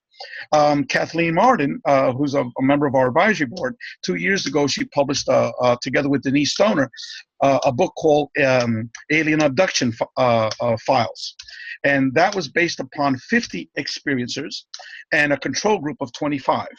And then it was a very limited amount of questions. I think it was maybe like 50 questions, And not too much afterwards, and there was none afterwards, and before, almost minimal. So what I found out was that we almost know nothing about this phenomenon. academically, I'm talking about. Yeah. You know, if you want to read through 1,000 books and hear everyone's stories, you know, you might be able to put pieces together here, but not something like my mind that was academically trained. Okay. Right. So one of the reasons for this study was I wanted to legitimize this field, quote unquote, legitimize it, to make it scientific, to make it where it's not going to be ridiculed. Like these are tinfoil hat people. You know, I wanted other academics that might have an interest in this to come in as a group to work at this, to give it legitimacy. We want to have control groups. You know, we wanted to do not 50 questions, but 1,000 questions. Yeah. And then to have formal interviews, one-on-one interviews, not by any Joe Schmo here, but by either the academic team or people like yourself. That's a senior person, not in age, but in terms of experiences, Yeah. that can begin interviewing some of these people. And then to write a series of academic articles that will be peer-reviewed, so we could put in various academic journals. Right. So that's the goal and objective of this, is to bring scientific credibility, like Dr. John Mack brought when he came into the field. All of a sudden, it's like instant credibility. Oh, it's Dr. John Mack. He's a professor at Harvard Medical School, Yeah. the Pulitzer Prize-winning author. You know, so it's that type of credibility, and that's what we're bringing with Dr. Edgar Mitchell, with Dr. Rudy Shields, Dr. John Climo, Right. Dr. Leo Sprinkle, Dr. Bob Davis, and then Kathleen Martin, Mary Rodwell. So it's a mixture of the academics and people like Mary Rodwell, Kathleen Martin, Giorgio Piacenza, and Rosemary Allen Guiley, who have been working with experiencers at the ground level. Right. Most of them for 30 years. Yeah. When you put all four of them together, excluding the academics, but just those four, you have over 30,000 cases. Over 10,000 cases. Over 10,000 cases between those four people. Okay. That's amazing. So what we're going to be doing is giving academic credibility, publishing this in academic peer-reviewed journals, and coming up with many books, a series of books. That's excellent. Now, here's what let me tell you a little bit about the study. First of all, there's complete anonymity. Complete anonymity. We don't ask for your name, your address, your telephone number, your social security number, none of those things. Okay. You can have a pseudonym if you want. Okay. The only thing that we request is an email. So if someone has an email that has their name, you know, invent a new email. It'll be joeschmo@gmail.com, you know. Now, in terms of people lying and misleading and trying to trick us, you know, doing these series of surveys, because it's not just one survey. And all in all, it's going to be 3 surveys, okay? It's going to be close to 1,000 questions. It's going to take a lot of time to do this. So these are only the experiencers that want to contribute to humanity, that really want to contribute their stories, and having it done in an academic and scientific way. No one's going to be, you know, like, for example, the first survey is short. I think, how long did it take you? Well, let's see. There were 121 questions, and it's very well set up because all I had to do was like hit buttons, and it was all yes, no, or multiple choice. It took me just a few minutes. 15 minutes, 20 minutes tops? Yeah. Okay. So the first survey is very simple. It's like indicators of contact. Okay. Yeah, it doesn't go a lot into the experience. Yeah. Okay. Just a lot of indicators over diversity of contact. You know, some positive, some negative. Yeah. You know, neutral experiences like a diversity. The phase 2 study is where we get into the heavy spiritual component of it. We go into the early years. You know, did you as a child, what were your experiences as a child? It goes into the paranormal, the contact experiences. It goes into also your family. Questions about your family in terms of your children, your wife, other family members. And that's just one question. Like in each of these categories, like 10 or 15 questions. Then it goes into the actual contact experience. And it breaks it down into different components. One is contact in a 3D reality. Like, for example, if a being physically appears right in front of you or in your living room. And then that breaks that down into on Earth, on a craft, or in some other location that you perceive not to be Earth, you know, maybe might be underground, you know, or it might be in some other planet or something like that. But it's still just like 3D, like I'm touching my skin, that type of thing, right? Then it's contact in a matrix type of reality. Right. Okay. Where someone is a pure consciousness, they're having interactions. Okay. Yeah. And then the other one is other type of contact, like telepathy, like automatic writing, you know. So we focused on all aspects of contact, and then we get into the nature of these entities. You know, how are they? What do they physically look like? How do they treat you? You know, what happened during that contact experience? You know, there's like, 40 questions on just the nature of the ETs, and then we go into the transformative questions, okay, in terms of how are you now, how were you before, and how are you now, okay, to see your change, okay, and I could go over, and then at the end we ask them opinions about their overall experience, and some of the findings. So phase 1 is 120 something questions. Phase 2 is 450 questions. Right. Okay. Phase 3 is going to be like another 300 to 350 questions. Right. And there we're going to be getting into a psychological test to try to identify individuals that have severe mental illnesses. Okay. And again, this is a very tricky part for us because, as I said before, if I were to take a lot of the standard mental illness batteries of tests, I might be labeled, to have mental illness, a fantasy proneness, that sort of thing. So we've got Dr. Leo Sprinkle. We've got Dr. John Klimo, professor of psychology, okay, for 40 years. We've got a neuroscientist, okay, and we have a clinically trained psychologist who worked at the VA for 15 years, who has been working with experiencers for the last 10 years, okay, in a therapeutic model. The four of them are going to try to come up with, okay, if we're going to be doing this, what's the appropriate test to try to rule out someone who's really crazy, because we're going to be attacked, as you know, in every way. I understand. Well, could I just lay out my case just very, very quickly? Yes, please. Okay. Basically, I had an experience in February 1973, one night. It was life-changing. Okay. Yeah. What I did was in June of 2015, a month ago, less than a month ago, June 15th, I published a 742-page book that chapter 1 is the description of the experience, and the rest of the book is what happened to me after that. Okay, gotcha. Because in that experience, as you know... Are you able to talk about it in this interview a little bit? Yeah, I could, but I don't want to take over the... Okay. I just want to say this. Sure. I had the type of experience where the entity comes and it charges you with a messianic mission. Okay, similar experience here, yeah. Yeah. It says, I went into missing time. They showed me a motion picture of the next 40 years, 50 years of my life. And then they said, this is what you're going to be doing. And, that's what I'm doing. Okay. And so then I've written a 742-page book that says, I had this experience, that's chapter 1. And then I show everything that happened up to 2015, up to that moment, and said, here. And guess what? There's more. You want to know more? Here.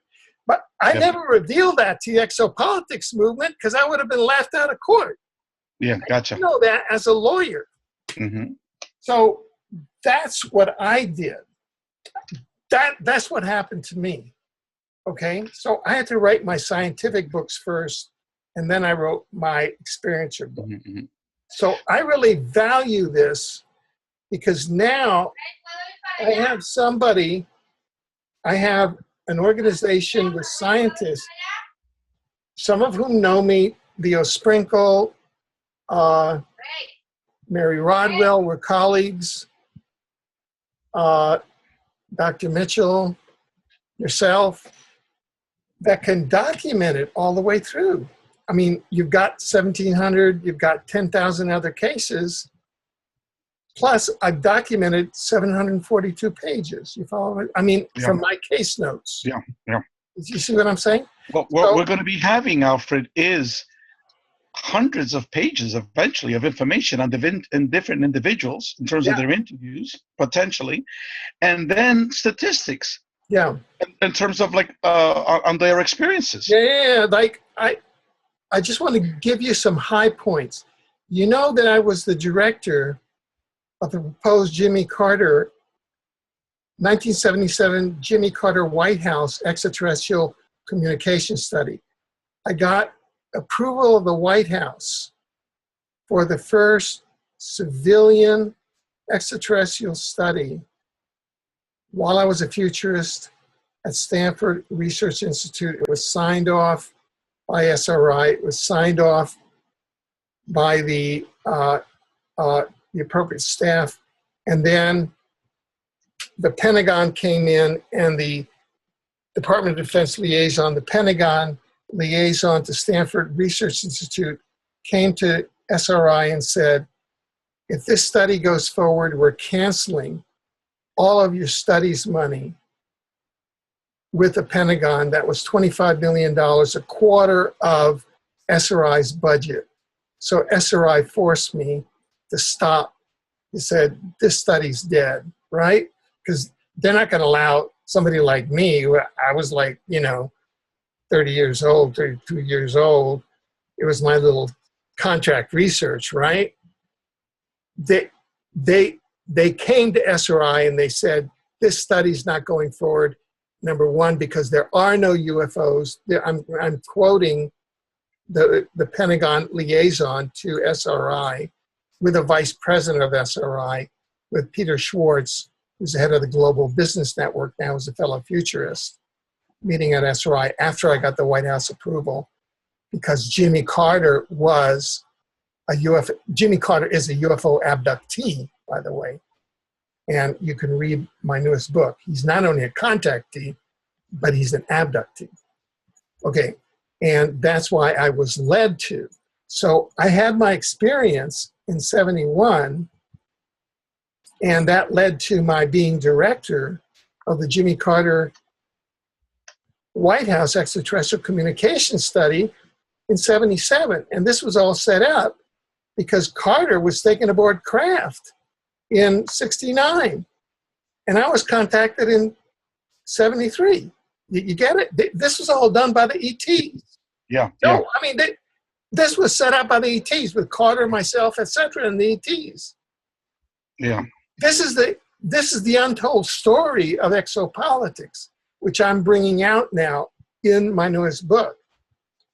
Which, just to get just to get Richard Dolan to accept that, to get Steve Bassett to accept that, that Jimmy Carter's a contactee, and that this was all being arranged on the ships, right?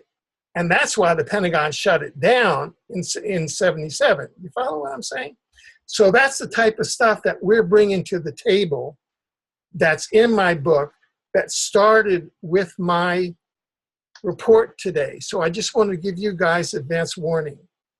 No, I want to do a pre. It's not easy, I want to do a pre-order on your book right now, because there's many patterns here. You were given a mission, and it's like I was given a mission, Yeah. And it's like it came out of the blue, because I don't think beforehand that you had those experiences, right? Listen, I was an environmental lawyer. I was general counsel of the Environmental Protection Administration of the city of New York. I was doing the sanitation code, the water code. I was doing the air pollution code. I had line authority over 30,000 sanitation men of the city of New York. I used to have a badge, these. Yeah. I mean, it's the same thing with you, right? I had a very similar background, yeah. And we're both Cuban. What's that about? That's about Atlantis. Is that it? Yeah, that's what I think. Some crazy stuff like that, man. It's unbelievable. You freak me out when you start talking Cuban, man. But anyway, Alfred, this is all being guided, just like I know. Yeah. And only an experiencer that's had these types of experiences knows that. Okay, Yeah. the traditional nuts and bolts folks in ufology are slowly transitioning to consciousness. Yeah. Okay, Grant Cameron is just going to be the first wave. Okay, Yeah. let me tell you now, Richard Dolan is the next one up. Oh, I good. know it because I got information. That's I'm gonna download that, you might call it, information that he's making that transition. Oh, good, good. Okay. I would be very glad, you know, for all the principles that I'm learning now. They're guys that I've dealt with, you know, love them over the last 20 years. We've been dealing in the same fields. And there was that division Yeah. between the left brain and the right brain. And they want to know the nuts and bolts. And as soon as you said you were an experiencer, this whole matrix would come down on you. Well, what's going to happen, Alfred, is going to be the flip. Yeah. It's going to be the flip. We're going to have a polar flip. Yeah. Okay. It's everyone slowly is going to transition to That's good. consciousness. That's I good. know it. I know it. That's what's going to happen. Yeah. So let me the people that we have in our committee. Okay, some of them are experiencers. Some of them are public. Yeah. A good many of them are not public. Okay, almost all of them, the vast majority of them, have consciousness as the main ingredient that we're focusing on. It's not really the experiencer contact stuff. Okay, it's consciousness, because consciousness is what's driving it all. Yeah. Okay, the contact phenomenon is like a component of it, but you can't see it independently, like through your writings. Okay, and I think that's where Rudy and Edgar come in, because they have been working on the area of consciousness studies from a physicist perspective for many years. They've also been approaching it from the perspective, of quote unquote ufology and the experiencer phenomenon, both of them. Okay. And so then when you get this merging of the people who've been working with experiencers, for 30 years, like we've talked about, and all these psychologists, it's like you're mixing the soup now. Okay. Right. And so what we're doing it in free with this one particular project, because we have several other projects that we're undertaking. This is just one of them, the academic research study. We are bringing scientific credibility, legitimacy to what we're doing.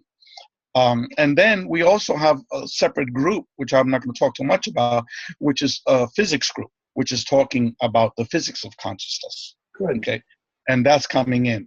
And then our approach for free is we're working on the definition of consciousness, which is the post-materialist paradigm of consciousness, which is that consciousness is independent of the brain, totally independent of the brain.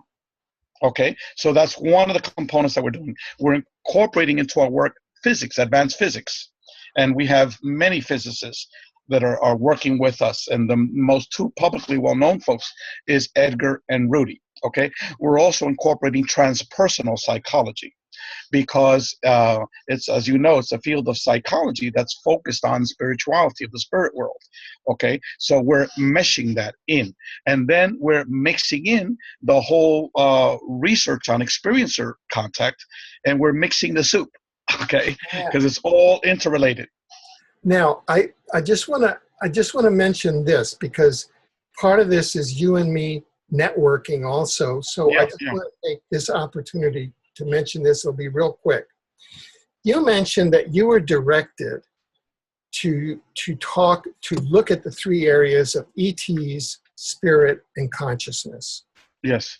And that was an area precisely that I was directed to look at those three areas also. In fact, I got my start in this area in 1973 through parapsychology. That's how I came into this whole area. And so what I've done, and this will be just a quick summary. No, take your time. Let me finish this. Is that I finished another book, which is coming out in its second edition in December with Inner Traditions Bearing Company, called The Omniverse. And what there's the universe, multiverse, it's a collection of all the universes, and then the omniverse is all the universes of the multiverse plus the spiritual dimensions. That's the omniverse, universe, multiverse, omniverse. And so this book, The Omniverse, brings it all from the scientific perspective. Only data with replicable scientific information.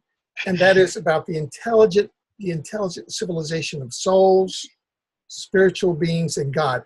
We actually only use replicable data about source or God. Nothing about faith. You've got to have replicable data, and there is replicable data about God in the afterlife, so that we're now dealing with the science of God.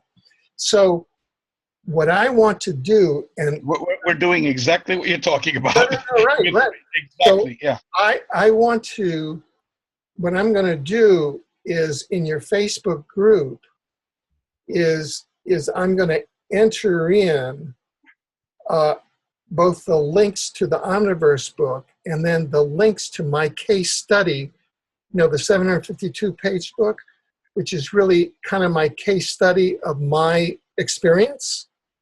I'm going to put them in your free group, because that's kind of what I did there was I said, okay, this is how the system works.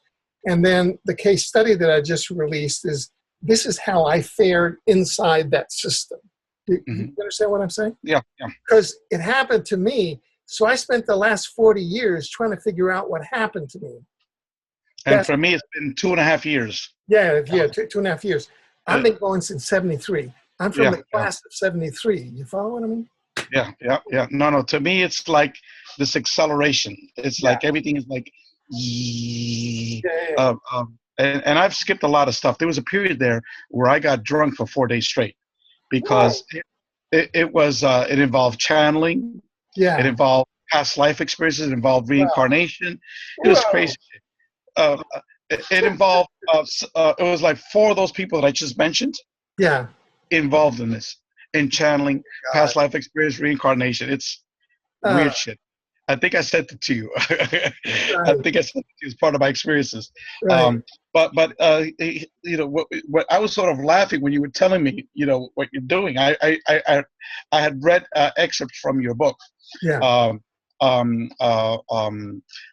the funny part was that a year after I had my experiences, I wrote a paper called The Paranormal Quantum Hologram Theory of ET Contact. Okay? I would love to see a copy of the paper. Yeah. Let me send it to you. It's just crazy because it's exactly what you talked about, okay? Yeah.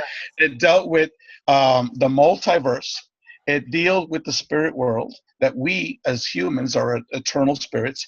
It dealt with the ETs as part of this, umbrella in this omniverse, okay?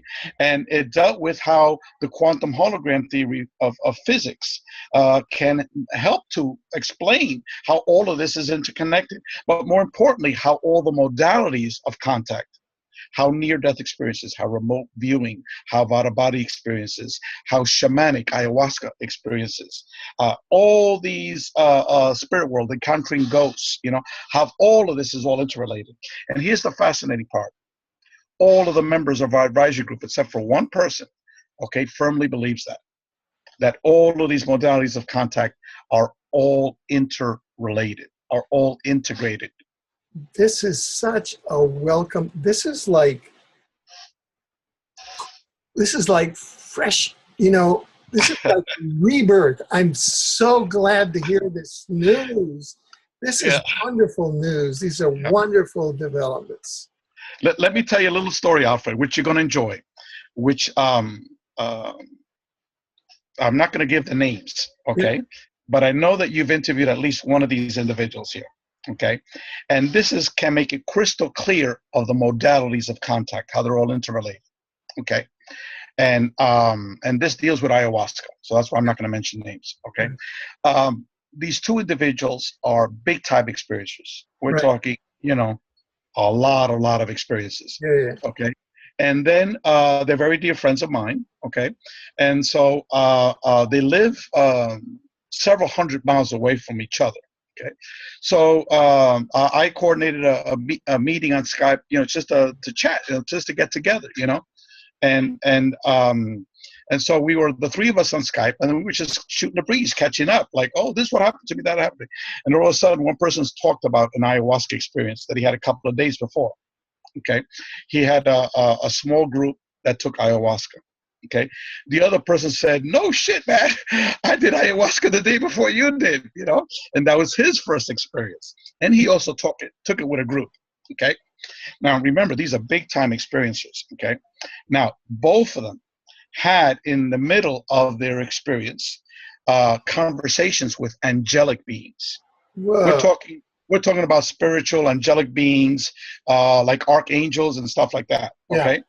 And one person was even introduced to Archangel Christopher. And I said, well, how do you know which was Christopher? You know, Archangel Christopher. He says, he told me, you know. And behind him was all these other angels behind him. But you could tell that he was like much, much more powerful, much more, you know. And the other guy was like, no freaking way, you know. Same shit happened to me the day before you, man. And then he starts telling his story, right? And they both, one then started, and here's the crazy, you know, this is the crazy shit that happened in the middle of all this, okay? Yeah. Everyone in my group saw a UFO right in the middle of him, you know, having these archangel experiences. They saw a UFO right above them. And the other guy says, no freaking way, man. You got to be freaking, you know, kidding me, man. Same shit happened with my group. Everyone saw a UFO right above them. Okay, so now this is the best example that I found of the interconnection between our physical reality and our spiritual multidimensional reality, and how ayahuasca opens those doors. Okay, you take ayahuasca, right? Just like a near-death experience. Okay, you pierce the veil, so all of a sudden you're like a fish out of water. You're like breathing air, you know, you don't even know what this is, okay? There, and all of a sudden you meet other, you know, people who are breathing air, or other entities that are breathing air. They look at you, they associate with you, okay? And then when you return, you always bring that connection, that energy, you know, down to you, to the fish world, you know, to the water world, okay? Whoa. But what happened was that once these individuals were there in the middle of ayahuasca, they're up above the water, they're looking around. These ETs said, oh, my buddies, they're reaching out to me again, okay? Let me go pay them a physical visit, right? So while they were in communication with the spiritual world, okay, somehow they physically appeared again in the physical world. So that's the clearest connection between the spirit and the physicalness of our reality, okay? And what I'm going to do later on, I'm going to interview these individuals, and I'm going to write a paper about that experience. Oh, beautiful. Okay, because that's how people can see that interrelationship. And I'm going to try to incorporate the quantum hologram theory of physics, okay, some of the things that Rudy and Edgar had taught me into that paper, so people can see this is not just theory, okay? No, right. The concept, one of the key concepts that we introduce in the Omniverse book is what we call the dimensional ecology. Because what you just described in the ayahuasca experience of being in the fish world, and then you come up and you have your head in the air, and then you're seeing all your friends in the air, that's the dimensional ecology. You're having an experience in the dimensional ecology. So that's the kind of model that we introduced using that, because we got all this data, and we said, okay, what's the model? And so the model we came with was the dimensional ecology. We're in a dimensional ecology. Yeah, Yeah. And that's exactly what what Rudy told me that first day that I met him over the telephone with his phone call. He said, Ray, what you're telling me of your vision is 100% correct. Yeah. Okay. Now, this is coming from a man who won a battle with Sir S-I-R, Sir Stephen Hawking, okay, on the true nature of black holes, okay? Okay. A person who's an emeritus professor of astrophysics at Harvard, someone at the highest level of intellect in terms of, cosmology. Right. Someone, Edgar taught him all the knowledge of the quantum hologram theory of physics. I mean, these are these two geniuses that were telling me, Ray, what you got is 100% correct. Right. You know, when you're having fun, time flies. I just looked down at the studio clock, and we've been at this for 2 hours, which oh, wow. It seemed like 15 minutes. I know. So we're going to have to do this again. Yeah. Let me ask you, Alfred, go if I ahead. give out the information about free, where to find us. Yeah. So Yeah. could you do that right now? Just Okay. where can people find free, people who want to just find out the information, people who like us are experiencers that want to connect, want to take that next step, please. Okay. Yeah, we are building a website. So we have like a temporary one-page boilerplate while we're building the website. And it's experiencer.org, O-R-G, Okay. because we are a Experiencer.org. experiencer.org.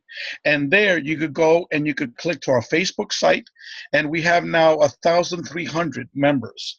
And the vast majority of them are experiencers. And you can go to any Facebook site and compare them with what we've got. We have, very sophisticated conversations, the vast majority of them, on all aspects of experiencer phenomena, on people's experiences. Some, like, for example, someone comes on and say, look what happened to me last night, then you get like 50 different people talk. Oh, same thing happened to me, and you go through all of that. So it's tremendous amount of very serious information being discussed about their experiences. And we don't tolerate, bantering and attacks and things of that sort. No. It's That good. sort of thing. It's science. And plus you can click. Oh no, that's not science. That's just pure experiencer stuff. Oh, good. Pure experiencer stuff. And then there's another click, and you can take our survey. Okay. To be able to take our survey. Which is what I went. I went there and then I clicked and I took your survey, and it was very quick because it's very well set up. Yeah. So and I felt very good doing that because I trust these people. These are people of high integrity. Edgar Mitchell, Mary Rodwell is really a rock of integrity. She has, I have a chapter in my Omniverse book is some of the work that she and I have done together. Yeah, Mary's one of the co-founders of Free. She was right from the very beginning. That first phone call I had with her, and that my message appearing 7 months late. Okay, she came up with the name of Free. It was Mary, and that's a great name. Set you free because because we think. Now, the final thing I want to say is, could you anything that you want to say that you may not have said until now, and any final words that you'd like to say for our viewing audience? Yes, for the viewing audience. First of all, this research survey is complete anonymity, if you so wish. Okay. Once we get to the interviews, the person that's going to be interviewed is not going to know anything about you. You'll just be a number. Okay. That's it. You'll number 554, that sort of thing. You will not know anything about the interviewer unless you recognize their voice. Like, for example, if you're interviewing someone, you go, "Oh, Alfred, I know who you are," But the intent is to try to have complete anonymity with both. The data is being stored in this survey program called SurveyMonkey, which is the largest survey program in the world. We download that data once a week and delete it from SurveyMonkey. Okay, and then the information is stored on an external hard drive, which is not connected to the internet. So no one has access to this information that can tap into it and get your information. And even if they did, they're not going to know, not going to be able to put two and two together in terms of who you are, that type of thing. Right. And by contributing, you'll be contributing to, the first ever comprehensive study. Now, another thing about our study that I didn't state, we got the surveys going now in Spanish and in French. Good. It's being translated now into Portuguese and Mandarin. So we need other translators. Mandarin. Yeah, correct. So we need people to volunteer. There's people there that speak other languages, that are native speakers, that be willing to translate our phase one, our very first simple survey, into a foreign language. And please help us, because we've gotten responses from all over the world. for example, all over Latin America and in Europe, almost every European country, because a lot of people are taking it in English. These are people that might be fluent in, let's say, Italian, right? But they know English, so they're taking the survey in English. So what we want to be able to do is to do this in all major languages, and then be able to compare. Like, for example, in Latin America, we found out most of their contact is with human-looking entities. Wow. 70% are tall humans, and humans that are like our size. The grays are only like 30%. Okay? Wow. Versus the English-speaking audience is more like 50% of the grays and 50% humans. Wow. Okay, because a lot of people have seen more than one. So, and then there's a lot of differences. Some of the data that I want people to be left with this information: 70% of the experiences have been labeled as positive. Wow. Very important. 70% positive. 10% have been negative. The rest of the other 20% are like neutral, in the middle, or like both positive and negative. Okay, but 70% complete positive. Other aspects of it, out-of-body experiences. Okay, 70% of experiencers have had out-of-body experiences. Near-death experiences, 28% of experiencers have had ET contact and a near-death experience. Okay, these are just absolutely mind-blowing data. And then transformational stuff, like the Dr. Kenneth Ring's book. Just like you've been totally transformed, like I've been totally transformed. It's like most of the people have been totally transformed. Right. Okay. Abductions. Do you know that ET contact is not just purely abductions? Right. 70% of the 70%, 7 out of 10, have had contact with no abductions. Right. And I don't think that's being circulated out there. The people usually associate ET contact with abductions. No. Yeah. Okay. Now we've got data from 1,700 people that confirm that. Yeah. Okay. And then the interviews will go into those details. Okay. Right. Also, most people think, a lot of people, that it's negative. Not maybe necessarily your audience members. Okay. But if you go into 1.5 million websites and radio programs that are out there, they're still assuming that all these experiences are negative. Well, no. 70% are negative. 70% are positive. Only 10% are negative. Right. Okay. So it's going to rock ufology upside down. It's going to rock the UFO world. That's beautiful. That's absolutely beautiful data. Just tremendous data, because it's coming in. It's systematic. There's large numbers. It's scientific. It's very good, and we've gotten beyond all the disinformation programs. Yeah. Now, obviously, people are being abducted. People are describing implants. Okay. Yeah. People are describing, a lot of the traditional information, but we want to see if some of that information is old stuff, because personally, anecdotally, talking to people, the information of like the breeding aspect of it, that you talked about, a lot of it was like old. It's like it happened like 20 years ago to people. Yeah. You just don't hear about it happening now. With our data, we'll be able actually to pinpoint, what was the last time that, they took semen out of you, or the last time that they took out your ovaries, you had a reproductive operation, that sort of thing. Yeah. So we'll be able to pinpoint. These are things that anecdotally people hear about, talk about, but now we're able to do it scientifically, statistically. Here's another very important topic: healing, medical healing. Right. Okay. 38% of experiencers of contact have had a medical healing, either on themselves or a direct family member. 38%. This is phase 2. This is phase 2. Okay, no, not the phase 1, because we didn't ask in phase 1. Okay, it's a huge number have had a medical healing. Yeah. We have 2 members associated with Free that have had a medical healing. Yeah. And then if you count my dog, that's 3. That's 3 medical healing. One that's public. Let me talk about the public one. Reverend Michael Carter. I don't know if you've heard of him. He's an ordained minister. Okay, he has a congregation in North Carolina. He's written 2 books on the ET contact experience, and he describes the Bible and these ETs being like the angels, you know, in the religious literature, you know. And that's what both of his books were about. And he's talked about this publicly, so I can, you know, state it. He's a dear friend of mine, okay? One time he was in a hospital. He had, I think, an embolism, a blood clot in his leg. I think he was there, like, I forgot how many days he was in the hospital. So he was released, and he was still injecting one of his legs, and he said it was twice the size as the other leg, okay? Then one day, it was like a day or two after he was released from the hospital, a tall blue being touched him, and he got knocked out, okay? Wow. Knocked out. And then when he woke up, guess what? His 2 legs were the same size. Wow. Completely normal, okay? Completely normal. So he's public. Yesterday, I spoke with an experiencer. She had melanoma in her back. Wow. Treated by a doctor, and it's still before she was operated on it, okay?